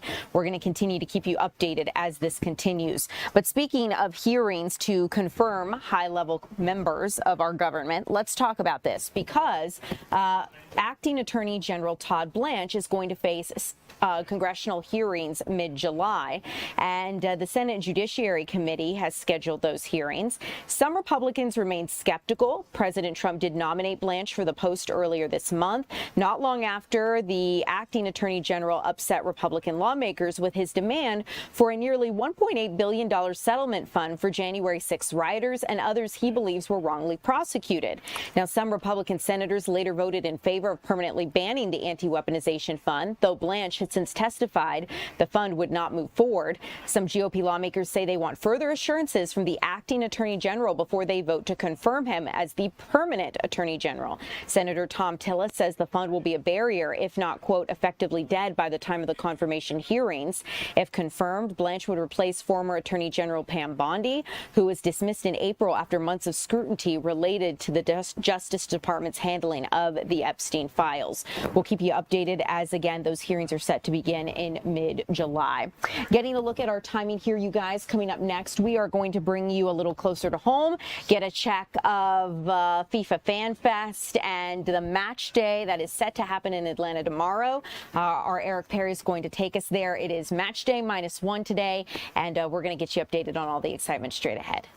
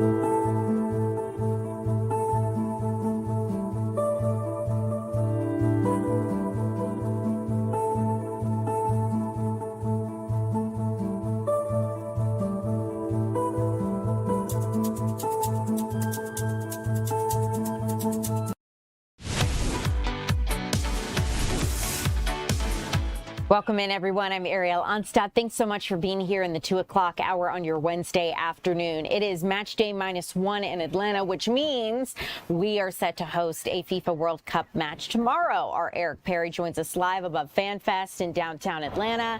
Eric, it is great to see you. What's the vibe like out there?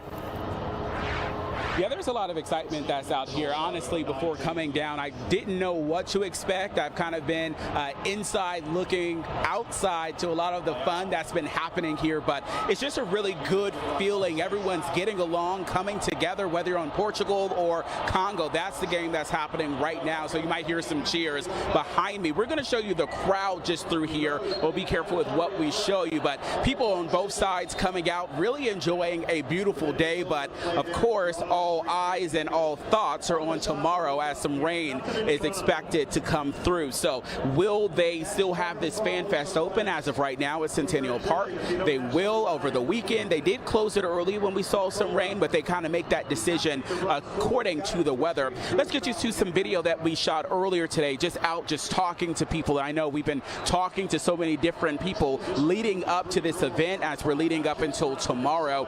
12 o'clock is when that game will start here in downtown Atlanta. But there's a lot of excitement just talking about people coming together for the love of soccer. Maybe some people who didn't know soccer before this are coming out and kind of joining in on all of the excitement here. So you're going to hear from two different people. The first group of people is the Anderson family. So Heather, her two kids, and her sister. We talked with them. They're just out here. They're rooting from Team USA, but they wanted to kind of just be in the crowd here to watch the game. The second person, he's from the Congo, but he moved to Atlanta, and so he's out here rooting for his team. Let's take a listen. This has been amazing. It has exceeded our expectations. All the event spaces, the screen, the music. A lot of my friends don't watch soccer at all, but then when the World Cup comes around, they have passion for the United States and they love it. I mean, everyone, like half of my friends don't like soccer at all, but they love the World Cup just because it's USA. We just got kicked out of the line. Everybody ran after 12 o'clock to get in the line, but we have a bracelet to come back at 1. Okay. We're praying one day, America is going to be known for the soccer as a big event, as it's known everywhere else. We're going to be outside, man. We're going to be outside. We're not stopping. They're going to come out. All right, so I want to kind of talk you through a little bit of that. When he said we're going to be outside, we're talking tomorrow, I was just asking people if it rains, are you still going to come out? He says absolutely, unless they just shut it down or it's something torrential or something severe, they're still planning to be outside, rain or shine, to enjoy as well. So then taking you back to the family, when they were talking about those bracelets, we've been seeing on social media people wanting to get those fan festival bracelets. That really has been the crave of all the people. So they were in line, they got kicked out of line, but then they went back at 1. So I haven't seen them since. So I'm hoping that they were able to get those bracelets there. But overall, Ariel, it's just a lot of good energy that is out here. People just coming together, and they're saying soccer really is that unifier around the world, bringing people together for one specific cause here. Yeah, Eric, I have to get to Fan Fest because I need one of those bracelets. I think they're so cute, and what a great memento to remember a World Cup here in the United States of America, the first since the 90s. So just really exciting. And, I think for people who haven't seen soccer on this level, or football, if you will, they're finally waking up to the story of the game, how hard people work. I mean, it makes you root for the underdog a lot of times. And there are some soccer greats, no doubt about it. But like seeing Curacao, seeing, Capo Verde, all of these teams score their goals and be so proud, it's just really heartwarming. Yeah, I mean, and we're seeing just people out here, whether Portugal, Congo, they're standing next to each other, just enjoying the game, and they're rooting for their own team, but they're just really meeting so many new friends, I think is what it is. So there are a lot of good memories that are being made out here as well. So this is a good assignment for me. I can't complain about today. The weather's beautiful. The people are nice. It's nice for me. I love it. Well, Eric, maybe you'll go down there and make some new friends. Who knows? I'll let you get back to it. And we appreciate you, Eric. So, okay, guys, as we continue here at at 2 o'clock here, 2:45 on your Wednesday afternoon, getting a look at the time. Tomorrow, South Africa is going to play Czechia there in Atlanta Stadium, so we'll keep you updated as that match unfolds. But in the meantime, let's get back out live at State Farm Arena. Speaking of downtown, this is the crowd that is left after a Streamer University event hosted by Kai Cenat. And you can see people still milling about there at the side of State Farm Arena. Keep in mind, police are now saying that Streamer University auditions, if you will, are closed. This event is over, so people need to go home. So they are urging people to go ahead and leave the area as this event is over. Keep in mind, this is the rescheduled event. There was a event that happened yesterday that ended up becoming unruly, and several arrests were made because hundreds of people had gathered and it became really chaotic. Today, we saw thousands outside of State Farm Arena. Again, this is the aftermath that you are now seeing. This is quite a bit fewer people than we had initially seen, say, about 2 to 3 hours ago. But people are saying this event is over. Streamer University is closed. You can go home and exit the premises. So just wanted to give you a check. We had Sky Fox 5 out here live, giving you guys a look as to how things stand now. As we continue here at 2 o'clock, let's get a check of some headlines we're following here in the Fox 5 Atlanta newsroom. I want to let you know an arrest has been made in the killing of a pregnant mother of 3 and her unborn child. You're taking a look at the suspect, 26-year-old Devin Anthony, who has been arrested. He's facing malice murder and feticide charges after authorities captured him in Riverdale for the fatal shooting of that pregnant woman and her unborn child at their Decatur home. The DeKalb County Sheriff's Office and U.S. Marshals captured the 26-year-old suspect. Authorities say that he brought a gun out to that apartment complex and shot the baby and the mother. And ultimately, it was a joint operation between the DeKalb County Sheriff's Office and the U.S. Marshals that tracked him down. Authorities found him in the 1200 block of Quail Hunt Drive in Riverdale, and he is accused of shooting 23-year-old Shakia Pridgeon at their home on Pepper Tree Circle in Decatur.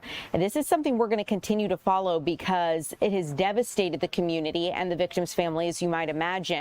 Pridgeon was just 2 weeks away from giving birth to a baby boy and was a mother to 2 other young children. According to Pridgeon's mother, the suspect is her ex-boyfriend and the father of her unborn child, who is going to be named Kyron. Absolutely heartbreaking story. We'll continue to keep you updated as we learn any new details. Keep in mind, over in Cobb County, we're seeing a lawsuit play out as Cobb County School District has filed a lawsuit against Cobb County, alleging the county has improperly withheld millions of dollars in school tax revenue. According to the lawsuit, a local law requires all school taxes collected by the county to be turned over directly to the Cobb County Board of Education without collection fees.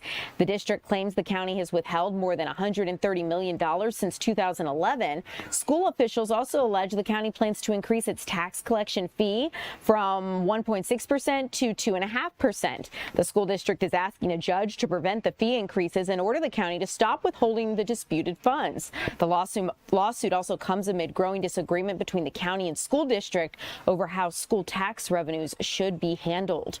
I also want to let you know we are following a new development in a significant court case. A Clark Atlanta student was murdered, and the Georgia Supreme Court on Tuesday reversed a lower court's ruling, which is going to allow prosecutors to introduce evidence of an alleged sexual assault in this upcoming murder trial. The Georgia Supreme Court issued a unanimous opinion Tuesday that allows the state to present evidence that Barron Huntley, a suspect, sexually assaulted Clark Atlanta student Alexis Crawford.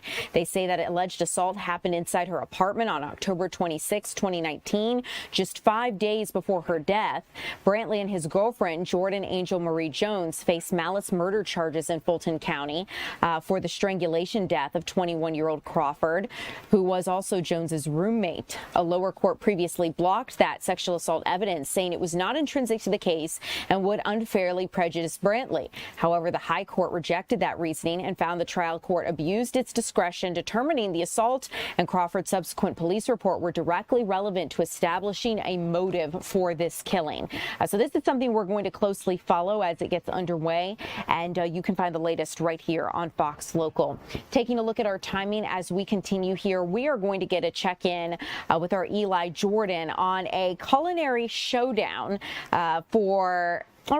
with the Atlanta Boys and Girls Club. Why this culinary showdown is happening and what popular dip this involves, we're going to chat about it straight ahead. Okay.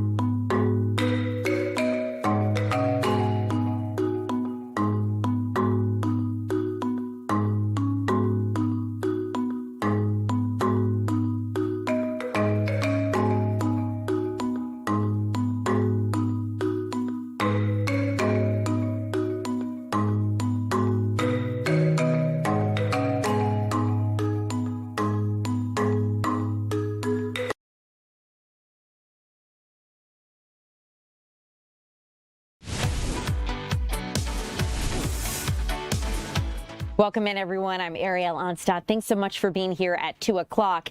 Let's get to this because youth from across Metro Atlanta are participating in a culinary showdown, if you will. This is being funded by the Atlanta Falcons Youth Foundation, and it is where these youth from the Boys and Girls Club here in Atlanta is going to showcase, or rather are going to showcase, homemade salsa recipes using ingredients grown in their club gardens. Our Eli Jordan joins us live.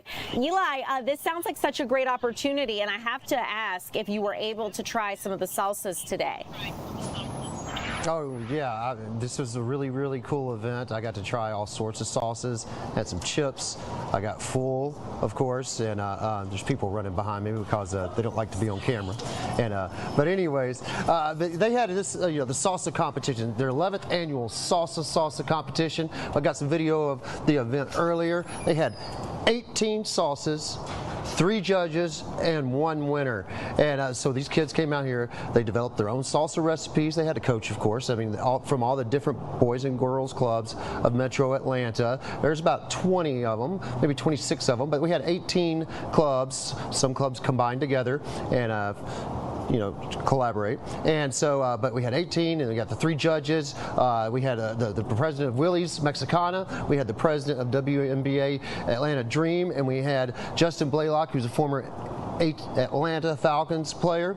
And I spoke with Carter Rollins of the Girls and Boys Club of Metro Atlanta, and this is what she had to say. Prep for our salsa event really starts in January with figuring out what the clubs need in their gardens. And then we are able to order the supplies. They plant them in the spring. They harvest them, water them weekly. It's a whole 8-week curriculum that leads up to the event. But in truth, the prep starts many months ahead of time. before that 8-week curriculum really kicks off. So it takes a lot of prep work from the kids to get where they are today. Yeah, speaking about nuance, this is more than just teamwork and developing a recipe. I mean, these are some skills, some real basic fundamental skills kids can use later in life. Yeah, absolutely. In addition to learning about healthy lifestyles and healthy eating, they also come here and really market their salsa to the public, to people who are coming around to the tables and telling them about everything that went into their recipe. So they're gaining those public speaking skills, those marketing skills, they're being little salespeople. So we're really proud of all the confidence that they leave this event having. I was so excited, mainly for my kids, because it was for them, so I was so happy for them. But our award-winning salsa with our sweet heat, which was kind of different. So once we were making it, the kids was kind of iffy on it, but I told them, like, adult taste buds are different from kids. So our adults really enjoy our sweet heat salsa. Let's take a look at it. Let's check it out. And this is our winning one. Yes, and it has peaches in it as well. Peaches, like a taste of Georgia. Yep, and honey. What was it like to work with these kids? I mean, were they amazing? Fun, yeah, they are amazing. They were very hands-on, eager to learn.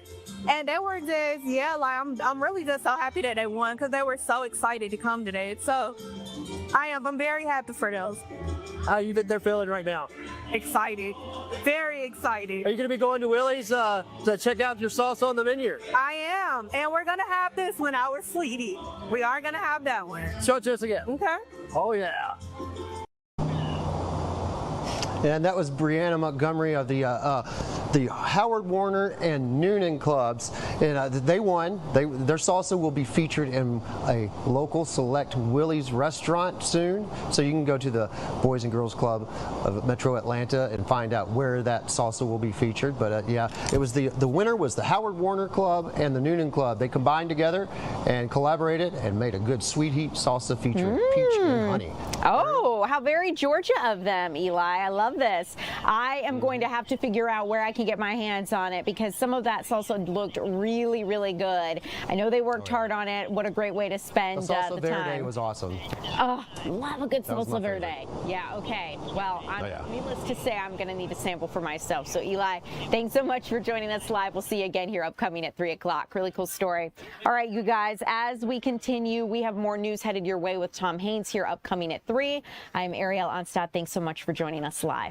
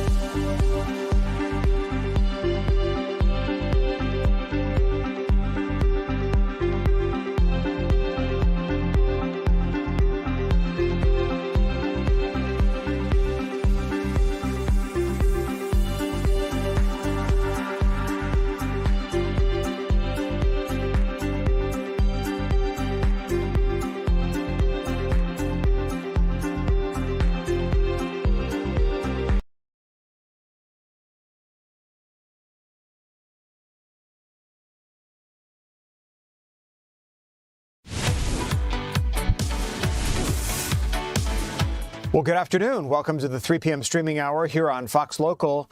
I'm Tom Haines, your host here live in the Fox 5 Atlanta newsroom on this Wednesday afternoon after what was an extremely busy primary election runoff evening. You were no doubt here with us all night long as the results came in, and we covered it here live.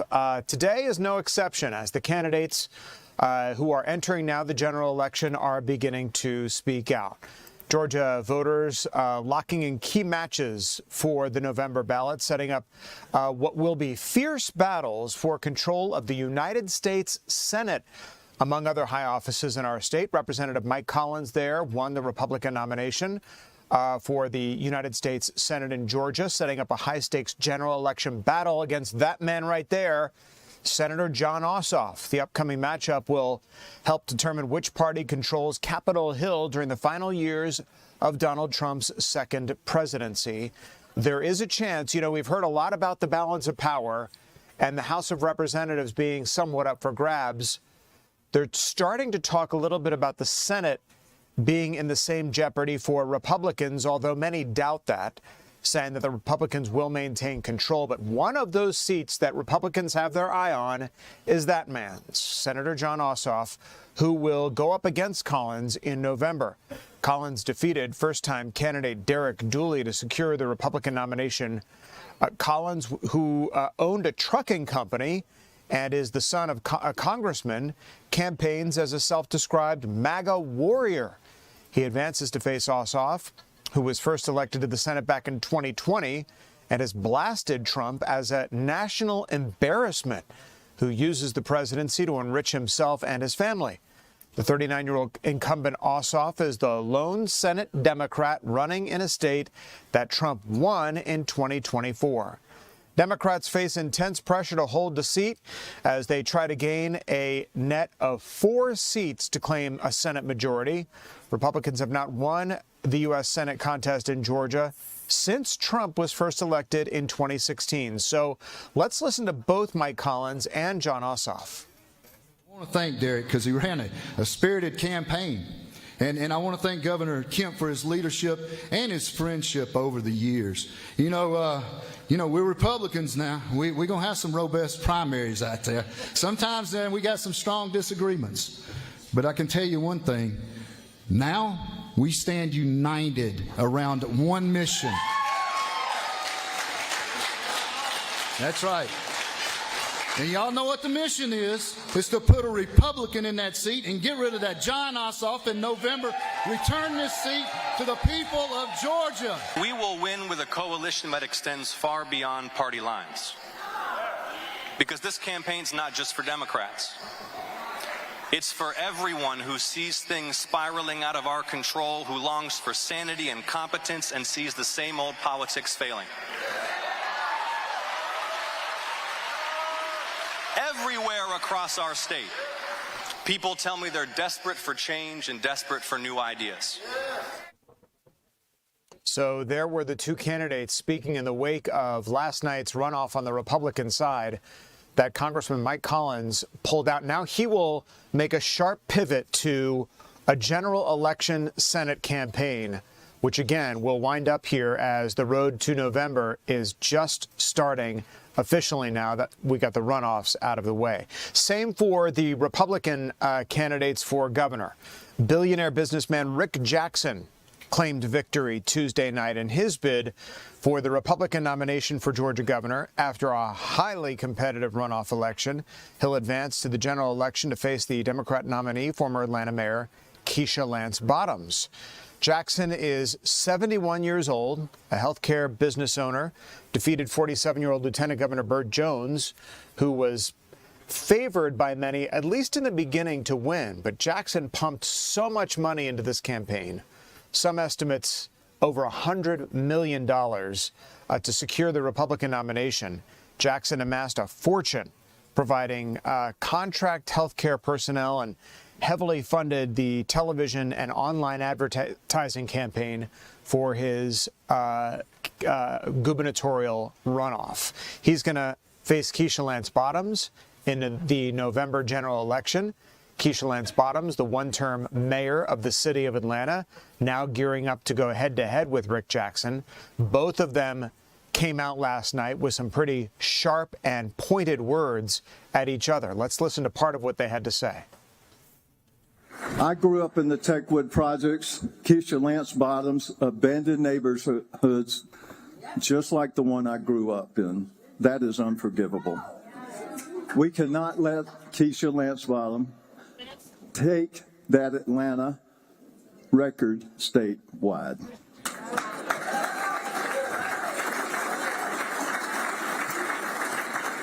I know what it's like to feel like nobody sees you, especially the elite and the powerful politicians like Keisha Lance Bottoms. I had 7 different stepfathers and a mother who battled alcoholism. I lived with 5 different foster families and attended 13 different schools. But with God's help, I built a business, created thousands of jobs, and lived the American dream. I am honored to be here today as the Democratic nominee for governor of Georgia. This is the day that we have been waiting for. The field has been set. Rick Jackson. It's amazing to me that a man who has spent nearly $120 million of his own money is still not known in this state. I've heard people call him Rick James. I've heard people refer to him as Ric Flair. I've heard people call him Pretty Ricky. I've even heard Slick Rick. But let me tell you about Slick Rick. This is a man who has made more than $1 billion from the state of Georgia in health care, but doesn't want to expand Medicaid in this state. Since 2020, $1 billion of your taxpayers have gone into this man's pocket. Over $50 million just last year, and he doesn't want to expand Medicaid in this state. Gubernatorial candidates Keisha Lance Bottoms and Rick Jackson, and will be a highly contested campaign for Georgia governor. On to the Fulton County Commission chair post, which was also a hard-fought battle against Mo Ivory and Rob Pitts, who was unseated as Fulton County Commission chairman last night by a wide margin. Mo Ivory pulling that out easily in the runoff. Democrats have chosen Mo Ivory to serve as the next chairman of the Fulton County Commission. The local election expands a growing regional coalition of black women taking the helm of major county governments across the state. Ivory secured the chairmanship after running a campaign focused on accountability, systemic improvements, and direct honesty about her platform, which targets critical local infrastructure, including fixing the overcrowded Fulton County Jail, funding the backlogged court system, building hospitals, and protecting local elections. Atlanta Mayor Andre Dickens, Fulton County Sheriff Patrick Labatt, and Solicitor General Keith Gamage also stood behind Ivory to endorse her platform. We spoke to Mo Ivory following her win. Let's take a listen.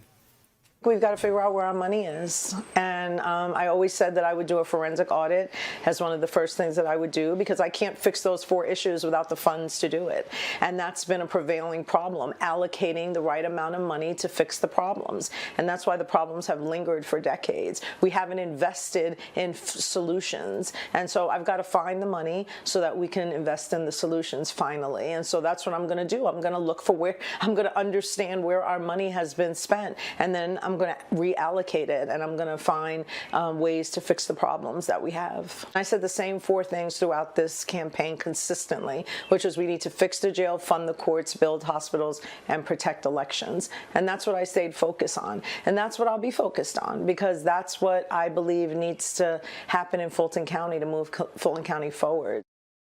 Now, Pitts accepted the loss, but expressed deep concern for the economic future of the county, running on his decades of experience and a level property tax millage rate over the past 7 years. Pitts warned that his opponent's promises would require some heavy spending, but Mo Ivory now ascends to the position of Fulton County chairman, unseating longtime chairman Rob Pitts.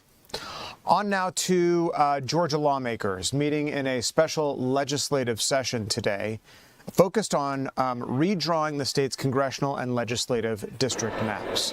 This follows a recent U.S. Supreme Court decision that limited the use of race as a predominant factor in redistricting. Let's get out to our Deidre Dukes live at the state capitol to talk about this and where supporters and opponents are falling. Well, the big news out here today, Tom, really was the fact that this afternoon, after we had hours-long news conferences with civil rights groups, voting rights activists, joined by Senator Raphael Warnock and also state lawmakers, that they decided, the Republican leadership in the House, that they did announce at 2 o'clock this afternoon, just before 2 o'clock, when they convened the special session. They announced just before that they in fact are not going to take up redistricting during this special session. Now, that was major news coming out of the legislature this afternoon, because there has been so much debate over plans to do so. And so we had just dozens of people out here protesting that effort, what would have happened during this session. And again, just before the legislature convened at 2 o'clock this afternoon, House leadership gathered and said, we have decided to put a pause on this. They said that they are doing so, in fact, for two reasons: because of the litigation surrounding the redistricting of maps, and also because they said that they wanted to give Georgians time to really have their voices heard as far as the proposed lines, where the lines would be redrawn and things of that nature. Here's what House Speaker John Burns had to say. We are confident that Georgia will prevail in the pending appeals and look forward to receiving additional judicial opinions to assist in our future map drawing efforts. For these reasons, House Republicans will not be taking up congressional or legislative redistricting maps for the 2028 election cycle during this special session.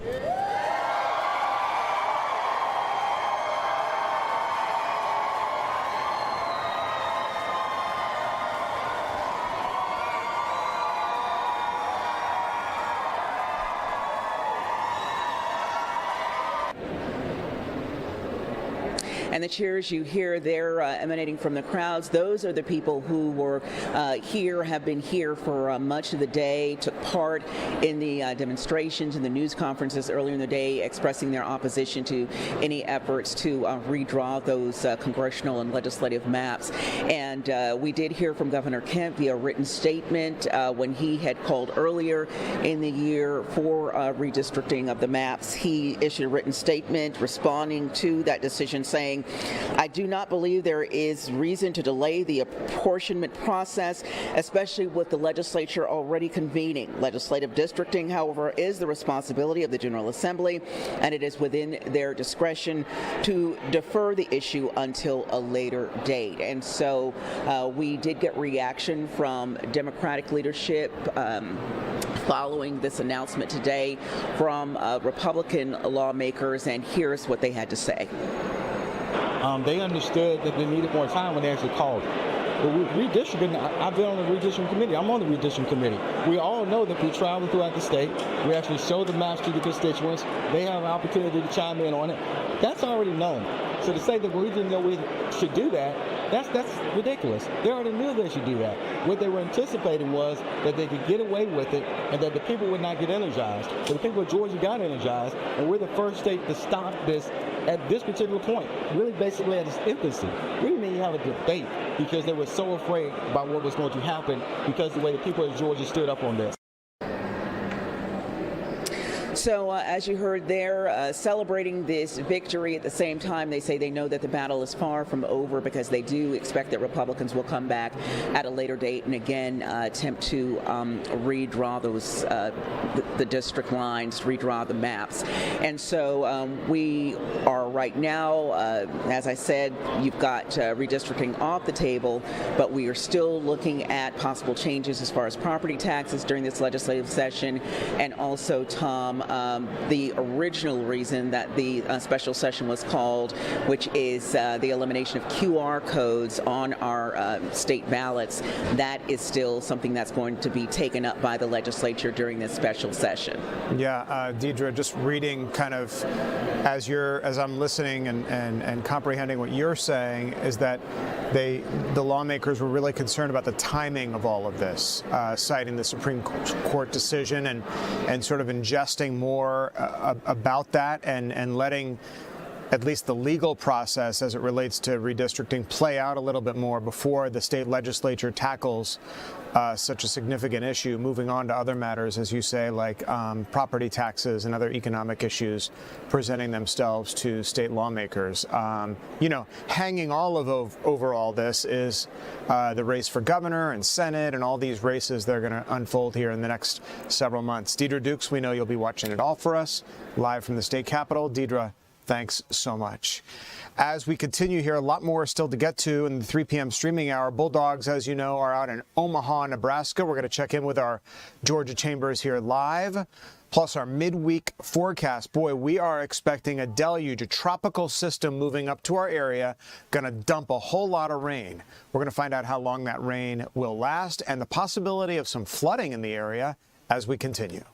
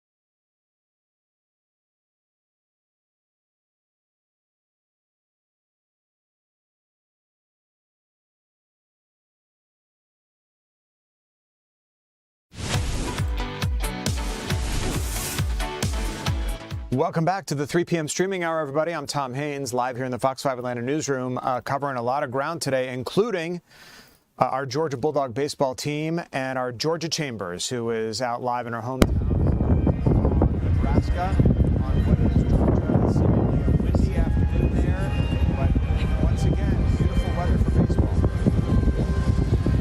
Yeah, Tom, you said it yourself. It is very windy here today, and it's funny you say that because I actually had a chance to talk to a meteorologist from Omaha, and I asked about the windy conditions because depending on where the wind is blowing, that could either hurt or help the teams playing in the Men's College World Series. And they said tonight the wind is actually supposed to be coming from the northwest, which means it's actually going to be blowing out of the stadium, which will be good for batters. This is good news for Georgia, and again, the wind can change at any time, but this is what you want to hear, because right now wind gusts are reaching up to 40 miles per hour, so that's why my hair is back in a ponytail, because I'm not trying to fight the wind while I talk to you, Tom.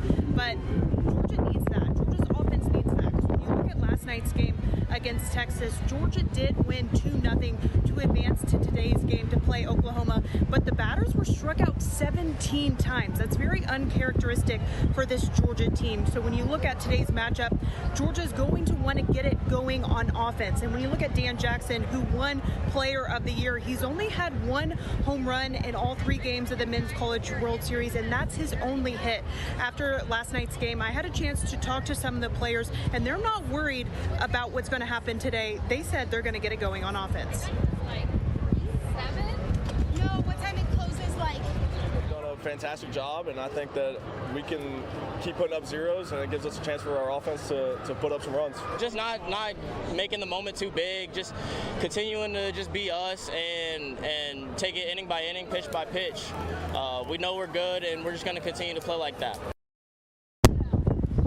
Georgia head coach Wes Johnson actually had 2 hitting practices before yesterday's game, and that's because he feels like they're too tense. He wants to get them back to playing Georgia baseball, and hopefully we can see that tonight as they take on Oklahoma, the team that's already beat them so far in the Men's College World Series 4-3. So they'll have a chance at redemption tonight, Tom. Hopefully they can get it done to advance to another day. So much energy and excitement behind the Bulldogs, and just perfect playing conditions, although the stakes keep getting higher and higher every day we check in with you. Georgia Chambers out live in Omaha for us this afternoon. Georgia, thanks so much. Let's turn now to our weather, because here at Fox 5, we are teeing up in the next couple of days what are setting up to be what we refer to as storm alert days. What does that mean? That means days that you need to be really keyed in to what's happening with our weather. Our Fox 5 storm team here, not really, around the clock. Someone's always in this building tracking radar and activity moving through the area. Meteorologist Alex Forbes standing by live in the Fox 5 Storm Center. Tracking, Alex, what is setting up to be a really wet day tomorrow. Yeah, and so we're watching the severe weather risk as well, because we're getting some new information, looking at some of the new modeling, and looking for an actual tornado risk, as what's left of Tropical Storm Arthur will track over our area. So let's check out what's going on. Arthur, right there on the Texas coast right now, it's a weak tropical storm. It's just about as weak as it gets, but you see that shield of cloud cover along with it. There's your cone, and I know everybody wants to see the cone, but I'm going to tell you one thing. It is not important for us here in North Georgia, because what you're going to see is that it stops in Jackson, but we are getting rain and storms headed in our general direction regardless of whatever the cone says. Technically, it stops once it loses its tropical characteristics. So this is what we're looking at in terms of impacts. If we could drop that live bug up there. Damaging winds, looking at that to kick in tomorrow afternoon. Here is the main thing, the heavy rain risk by the time we get into the late afternoon and into the evening hours. We have a flood watch in effect because of that, but we will also have the low-end risk of a spin-up tornado, and the damaging wind and tornado risk will lead to a low risk of power outages. The timing on this, still massaging it a little bit. I'm going to say about 3 p.m. is our kind of intense start time. And then 11 p.m. or so is kind of our ending time. I have seen a new model run. In fact, I'm about to show you it. That takes it maybe to 1 a.m. So that's what I mean by being a little wishy-washy. You're going to want to check back for updates. Chief Meteorologist Joanne Feldman's going to be here tomorrow morning and have an update to this. But that's the way I see it as of now. Our severe weather threat is this: a low damaging wind threat, but also a low tornado threat. The flooding threat is what I'm going to be watching probably most intently, because as we look at not only Thursday, we're also going to have Friday in the picture for some heavy rainfall. It's just a question of how much we see and where, and that will obviously drive the flooding threat. But let's talk about tomorrow. Here's our level 1. So not a crazy high threat, right? Damaging winds, a spin-up tornado possible. I think that tornado threat's really going to be along I-20 and south, but we're also watching this flooding threat. Locally heavy downpours will be possible tomorrow, and that can lead to flash flooding in areas with poor drainage. Notice 1, 2, 3, 4 is your scale. We've got a level 3 down Columbus and point southward. If the storm takes any more of a northerly track, then I would watch for that to maybe move into the metro area. So if we can drop this banner down here now, I'm going to play this forward so the people in Upson County and all down in here can see their location. Let's watch this now into tomorrow morning. This is the most recent run of the graph model, looking at some scattered showers, 7 a.m. By and large, it's going to be a fine morning. Overcast skies, not a whole lot going on. Then we get towards 11 a.m. These are going to be the beginnings of what's left of Tropical Storm Arthur, looking for isolated heavy downpours moving from southwest to northeast. By the time we get towards 5 to 6 p.m., here comes what's left of the system. Some heavy rain in parts of northwest Georgia, and then watch this now. This is 6 p.m. Play this forward into 9 o'clock. You can see the residual spin right there. So this is going to be tracking across northern Georgia. It would be basically along this line right here and point southward that has a tornado threat. But with rainfall rates like this, a system like that, the flash flooding threat and the tornado threat is going to be top of mind. Here's 1 a.m., right? So not totally out of here. And then by the time we get towards the morning hours, it will be totally out of here with a wind change coming in out of the northwest. Now, here's something I'm watching a little closely is what happens on Friday. This graph model says nothing, but let me show you something else. This is going to be our Barron 3K model. I was looking at this earlier. Watch, there's 2 a.m., 3, 4, 5, 6, 7. Boom.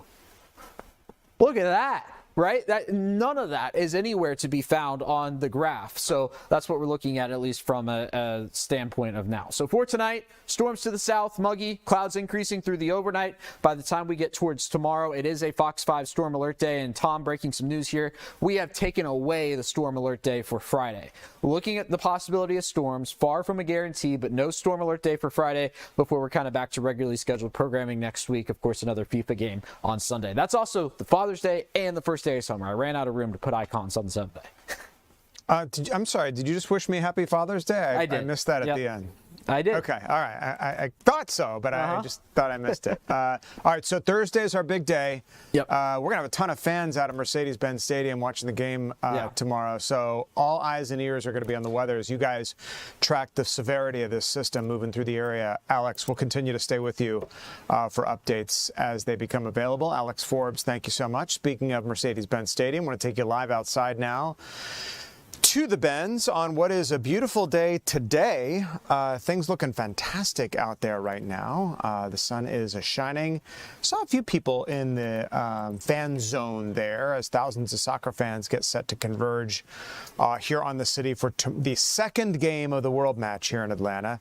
Czechia and South Africa going to face off in their second Group A game. Both sides are bottom of the table in Group A after South Africa lost the opening game of the tournament 2-0 against Mexico, while Czechia saw their lead over South Korea disappear late on as they fell to a 2-1 loss. Kelly Price with Fox 5 Sports here previewing this game. This is our second game. Boy, the first game here, Spain and Cabo went off without a hitch. I mean, it was great weather conditions. It turned out to be a draw at the end of the day, but it was a great game. The fans had so much fun. We're going to get poured on tomorrow. So in terms of the fan zone, that might not be such a great experience, but we're getting ready for another great game. Yeah, and the way this tournament has been going, this has been like the tournament of the underdogs. I don't know how many of our viewers just watched Portugal draw with Congo, which is another team coming to Mercedes-Benz Atlanta Stadium. Right. It's a bad habit to keep knocking, but they just drew one of the best teams in this tournament, and so that's been a theme that we've been seeing. And these two teams, as we talk about Czechia, we were at their practice this morning at Kennesaw State. South Africa, like you mentioned, these are two teams at the bottom of their group right now because neither have been able to get a point, with both having opening losses in this tournament. So we might see maybe some aggression, maybe some desperation in this game. Also, something to note, South Africa is going to be playing with 9 men because 2 red cards were dealt at the end of that game against Mexico. So they're already going to be just hamstrung, just personnel-wise. So this will be a really interesting, maybe aggressive, like I said, desperate matchup between these two teams to try and fight for that point and keep their dreams alive. We had such a hit with the first game. What are you sort of forecasting as these games? We have 1 down, 7 to go. Right. With Thursday's game, it'll be 6 to go after that. Yeah, I mean, it's just been cool to be a part of all of this, seeing Atlanta on the biggest stage, seeing this stadium, which, you know, in my biased opinion, is one of the best in the world, seeing them shine on an international stage. Everyone has had a good time, you know, from fans and visiting media and the teams themselves. Even Czechia talking today in their press conference about kind of all the new world stadiums that we see in America versus, you know, some of the old world ones we see over there, a little bit older. He was like, you know, they both have great energy. The coach said they both have great energy, just a little bit different. So I think it's been cool for the teams from abroad to come over and see some of these mega crazy, beautiful stadiums in America. But definitely cool to see Atlanta on that stage as well. They're all on high-profile stages all across the country, down in Mexico. And, you know, you talk to people around Atlanta, and they're just so excited. They may live here, but they're excited that we have these international visitors, that the city looks so amazing right now, and that they've done such a good job, not only, you know, with Atlanta Stadium and putting it together and the grass inside, the pitch, as they call it, but then the surrounding fan zones where people can kind of go downtown, even though they can't access the game, they can go down and enjoy. Yeah, I mean, the fan watch parties have been awesome. I know I saw some stuff from the Team USA last Friday. I'm sure this Friday for the other USA game is going to be absolutely a madness over there. But just, you know, as a fan myself, going over to FanFest just to kind of see what's going on over there. I was there for the Japan match and saw a couple goals.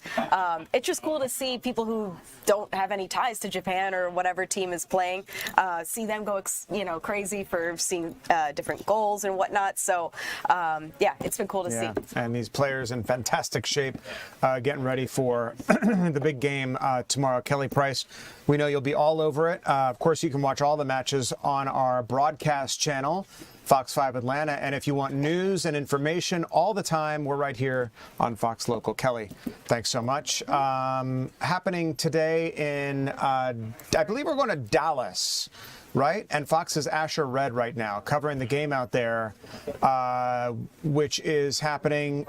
England. No, we're not going to Asher. All right, Asher's out in Dallas, another place where soccer action is happening. England going on right now. Big Croatia, time. England and Croatia happening. Another big match. Are you kind of tuned into that game at all? What's I'm tuned happening into out there? all of it. I know you are. Because also the That's thing your is, job. like, you have to be, this is like March Madness. There's games going on all the time. You have to, you know, be aware of what's going on throughout this tournament because, you know, like we were talking about, you don't know what the chances are for some of these teams to maybe come to Atlanta. So you kind of got to follow all the different storylines. All right, Kelly Price. Kelly, thanks. When we come back, there's a big event happening down at State Farm Arena that we're going to tell you about. Tons of influencers, YouTube wannabes down there. As if downtown needed any more. Well, motion. I know, right? What a place to have it. We're going to check in live with our Annie Mapp as we continue.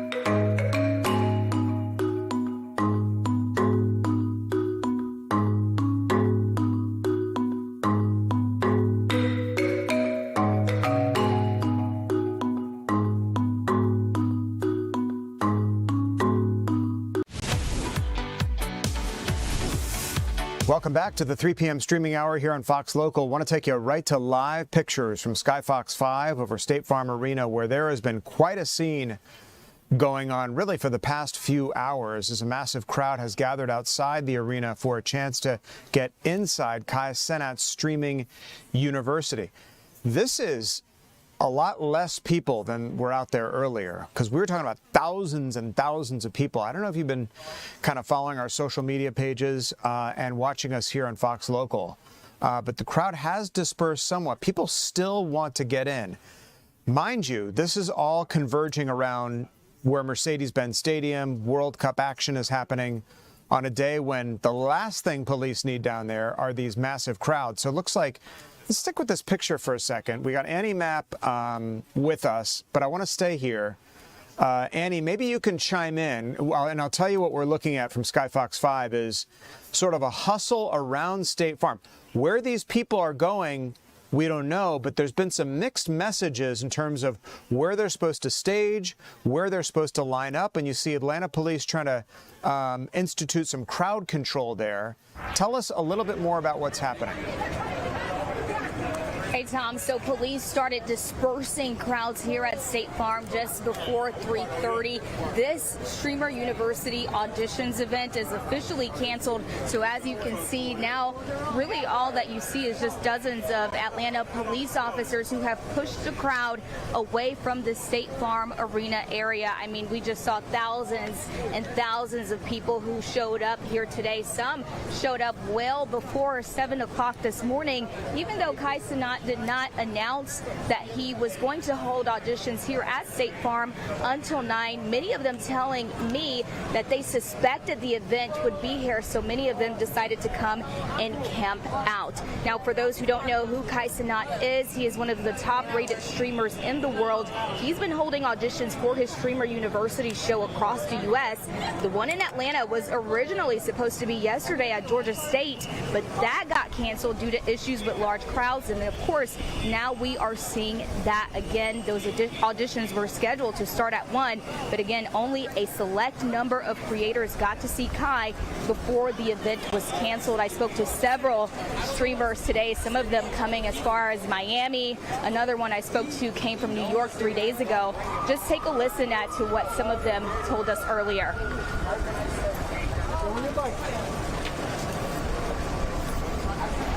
You guys got sound?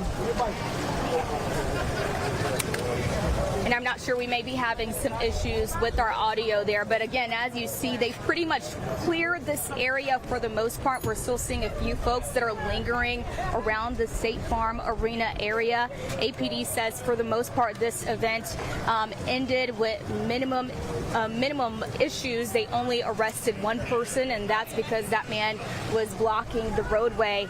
But for the most part, they say they have been able to handle the crowds. Where all these folks will go now is a huge question, because as you mentioned, Tom, just down the street we have a lot of FIFA and World Cup events that are happening today. Annie, I'm trying to get to the bottom of the confusion. So the event was supposed to be happening down there today, but when things got rowdy and out of control and the crowd control situation, they decided to move it somewhere else. Did they ever pick a new venue for this streaming university? So this event was actually supposed to happen yesterday, Tom, at Georgia State University. That got canceled due to issues with crowds there, due to hundreds and hundreds, if not thousands of people that showed up. So they decided that they needed a larger venue, so they chose State Farm Arena. But thousands of people showed up again, and there was a lot of pushing, a lot of shoving. People told me earlier that they were had folks falling on them. So that caused a lot of issues. They were going to cancel the event even earlier, but they thought that they had got things under control, but then they started seeing issues with the crowds again, which is what ultimately led organizers here to cancel this event. And State Farm, said people need to get out of the property, and again, before 3:30, Atlanta police started making that happen. So I guess the remainder of those people that we saw, and I don't know if we could take Sky Fox 5 again, because I can see our live pictures here there are still, a few dozen people out there from your ground vantage point. You could probably see them too. Are they just not aware that this thing has been canceled for the day there? Yeah, they definitely know. APD has a huge presence out here. They've been on the intercoms, they've had their lights on, and they've been pushing people out. But again, there were thousands and thousands of people here, so for them to be able to leave this area where there's already FIFA World Cup events happening, it's not going to happen that fast, because folks have to either go get their car, go get an Uber, or whatever. So I anticipate they'll still be scattered around this area for a little while longer. Well, it looks like, so we got the live pictures from Sky Fox 5, me and you, all in a 3-box together. So we're watching this together. Looks like those people are on the move. Maybe they didn't believe the fact that police were saying, hey, this has been canceled. And they're like, yeah, right. You're just trying to get us out of here. But I think they finally started to buy into the fact that this isn't going to happen today. And that's a good thing as these people kind of move out. Yeah, go ahead. Yeah, it's not going to happen today, and who knows if Kai Cenat will be able to hold another event like this in Atlanta another day this week. Again, he already had his event canceled yesterday at Georgia State. Now this happening here at State Farm, so where else can you go at this point? He moved it here because he needed a larger venue to go to. Again, thousands and thousands of people showed up to be able to audition for this, many of them coming from out of state, so it's like if you can't do it here, then where will you go? Well, we're going to take advantage of these live picks. I don't know how familiar you are with these streamer universities, or if they've been held before, or how many people have turned out for them before, but is there any precedent here as to Kai Cenat's ability to get so many thousands of people into one place? I think it just shows, where we are, as a nation right now with so many people so in tune with the internet, with social media. I mean, we were shocked earlier just to see everyone with stream kits, everyone was going live. And again, it's thousands of people doing this at the same time. And as we mentioned, he's one of the top rated streamers in the world. So he has millions and millions of followers, and those people really showed out. Again, we know he's doing this all across the country. He was in New York just a little while ago, a few weeks ago, and we heard that event was massive there as well, and saw a little bit of the same situations that we saw here in Atlanta. And did you, I'm curious, I know you're there on the crowd control part of this story, but did you talk to anybody who had hoped to get in there with their streaming equipment and what they had planned to do to audition for this streaming university? It's so interesting. So apparently what I've learned throughout the day, and I had already seen some of the streamer university prior to this happening, is, he brings on these different creators, these different people who want to become famous in the streaming world, and he sort of teaches them his ways and how he was able to level up and gain so many followers. So I spoke to some folks who were like DJs, who wanted to be a DJ on his streamer university show, someone else who wanted to be a professor on the streamer university show. So very different backgrounds that we saw, but a lot of people didn't get that chance to go in there even though they waited hours. All right, well, maybe since they're down there, they can head over to the Fan Fest and hang out at some of the World Cup festivities, because they got one more day to do that before the rain rolls in. I guess here APD will shift from here to there. Right to over there, yeah. In the meantime, we're getting some spectacular images from Sky Fox 5 of State Farm Arena. I'm not sure I can see you down there, but I can see you head on, so that's a good thing. Any map covering the crowd control down at State Farm after this bust of a streamer university event. Annie, thanks so much. When we come back, we got more news ahead. We're talking about a spicy culinary event happening in our area, all for a good cause. We're going to check in with our Eli Jordan when we come back.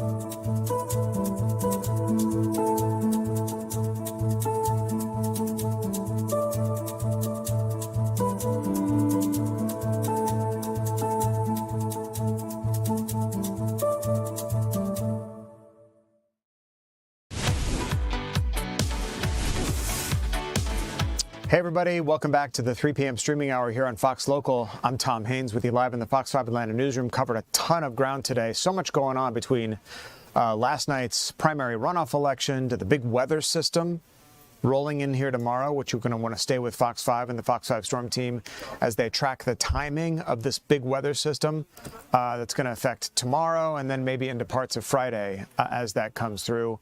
And then the Streamer University event down at State Farm Arena with those thousands and thousands of people. We were just live with our Annie Mapp as it looks like Atlanta police have had some level of success kind of dispersing that crowd away from State Farm as that event had been canceled.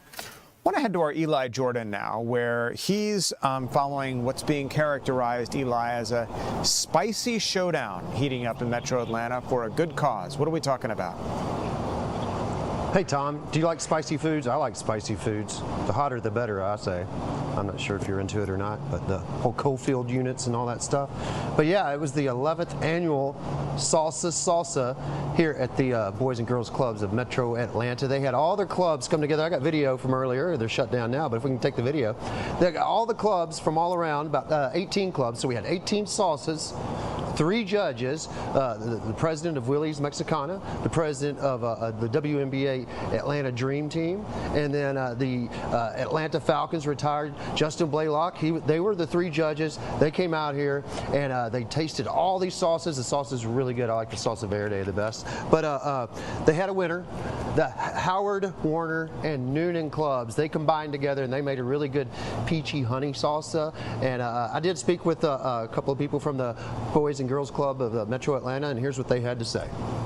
Path for our salsa event really starts in January with figuring out what the clubs need in their gardens, and then we are able to order the supplies. They plant them in the spring, they harvest them, water them weekly. It's a whole 8-week curriculum that leads up to the event, but in truth the prep starts many months ahead of time before that 8-week curriculum really kicks off. So it takes a lot of prep work from the kids to get where they are today.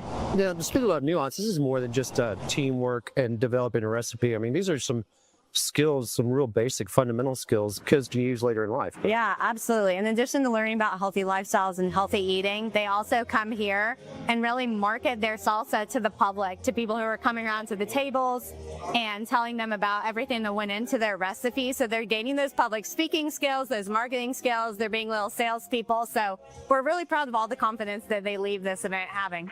I was so excited, mainly for my kids, because it was for them, so I was so happy for them. But our award-winning salsa was our sweet heat, which was kind of different.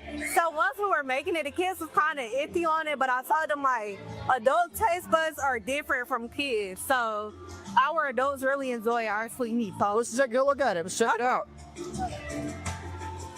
And this is our winning one. Yes, and it has peaches in it as well. Peaches, like a taste of Georgia. Yep, and honey. What was it like to work with these kids? I mean, were they amazing? Fun, yeah, they are amazing. They were very hands-on, eager to learn. And they were just, yeah, like I'm really just so happy that they won because they were so excited to come today. So I'm very happy for those. How you think they're feeling right now? Excited, very excited. Are you going to be going to Willie's to check out your salsa on the menu? I am, and we're going to have this one, our sweetie. We are going to have that one. Show it to us again. Okay. Oh, yeah.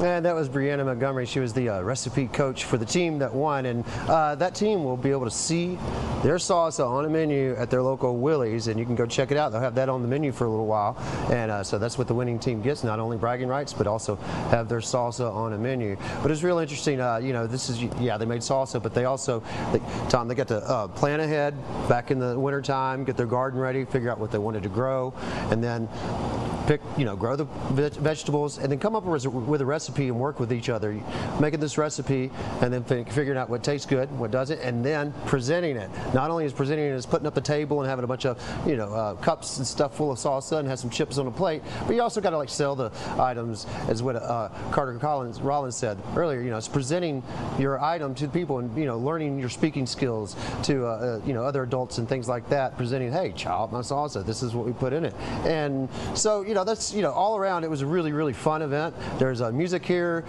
They had a Freddie the Falcon here, and it was just a lot of fun. A lot of chips and salsa was being eaten. The only thing I was missing was some margaritas, but we can get that later on this evening, Tom. I think it's great that kids are not only doing this and learning interpersonal skills, but you don't have to twist my arm for some chips and salsa. So I hope you got to taste some of it out there. Oh yeah, I tasted a lot. It was really good. I'm sure it was awesome. Mighty fine sauces, for sure. Good stuff, Eli Jordan. Eli, thanks. I want to take you to some live pictures that we're getting right now out in Versailles, France. And I think our timing is perfect because that is what's known as the Beast. All right? That's the presidential limousine, which just pulled up. This is in Versailles, France. It is where the French President Emmanuel Macron is hosting President Trump at a dinner, and there are the two leaders. Again, these are live pictures happening in France. The president over there for the G7 summit as Macron welcomes President Trump to the Versailles estate, which is just outside of Paris. Macron's wife there greeting President Trump. This is on the heels of the G7, which the president has been participating in since the beginning of the week, making a lot of news, as especially it pertains to Iran and the agreement that our two countries, the United States and Iran, have come up with. That agreement is supposed to be signed in Switzerland at Lake Lucerne, we understand, on Friday. A lot of talk and speculation about this agreement, how enforceable it is, the details of the agreement, which the Wall Street Journal published this morning. They got their hands on the agreement and kind of read through it into the particulars of what it all spells out and the durability of the agreement between the two countries, the Strait of Hormuz, its effect on oil prices, and ultimately its effect on our economy, because people have been really feeling the pain at the pump. With gas prices well over $4 a gallon, and across the United States, with the war pinching a lot of people's wallets in terms of the price of oil and inflation in general. So here's what is known in some cases as the class photo, if you will, where world leaders stand in front of the cameras and the media takes a bunch of pictures and asks a bunch of questions to these world leaders. Whether or not they answer, well, we just don't know. But again, President Trump in France at the G7 at a dinner sponsored by Emmanuel Macron in Versailles. Just thought we'd drop in and give you a look at that as it happened. Want to thank you so much for joining us here for the 3 p.m. streaming hour on Fox Local. I'm Tom Haines. Don't go anywhere. The news continues right here, right now.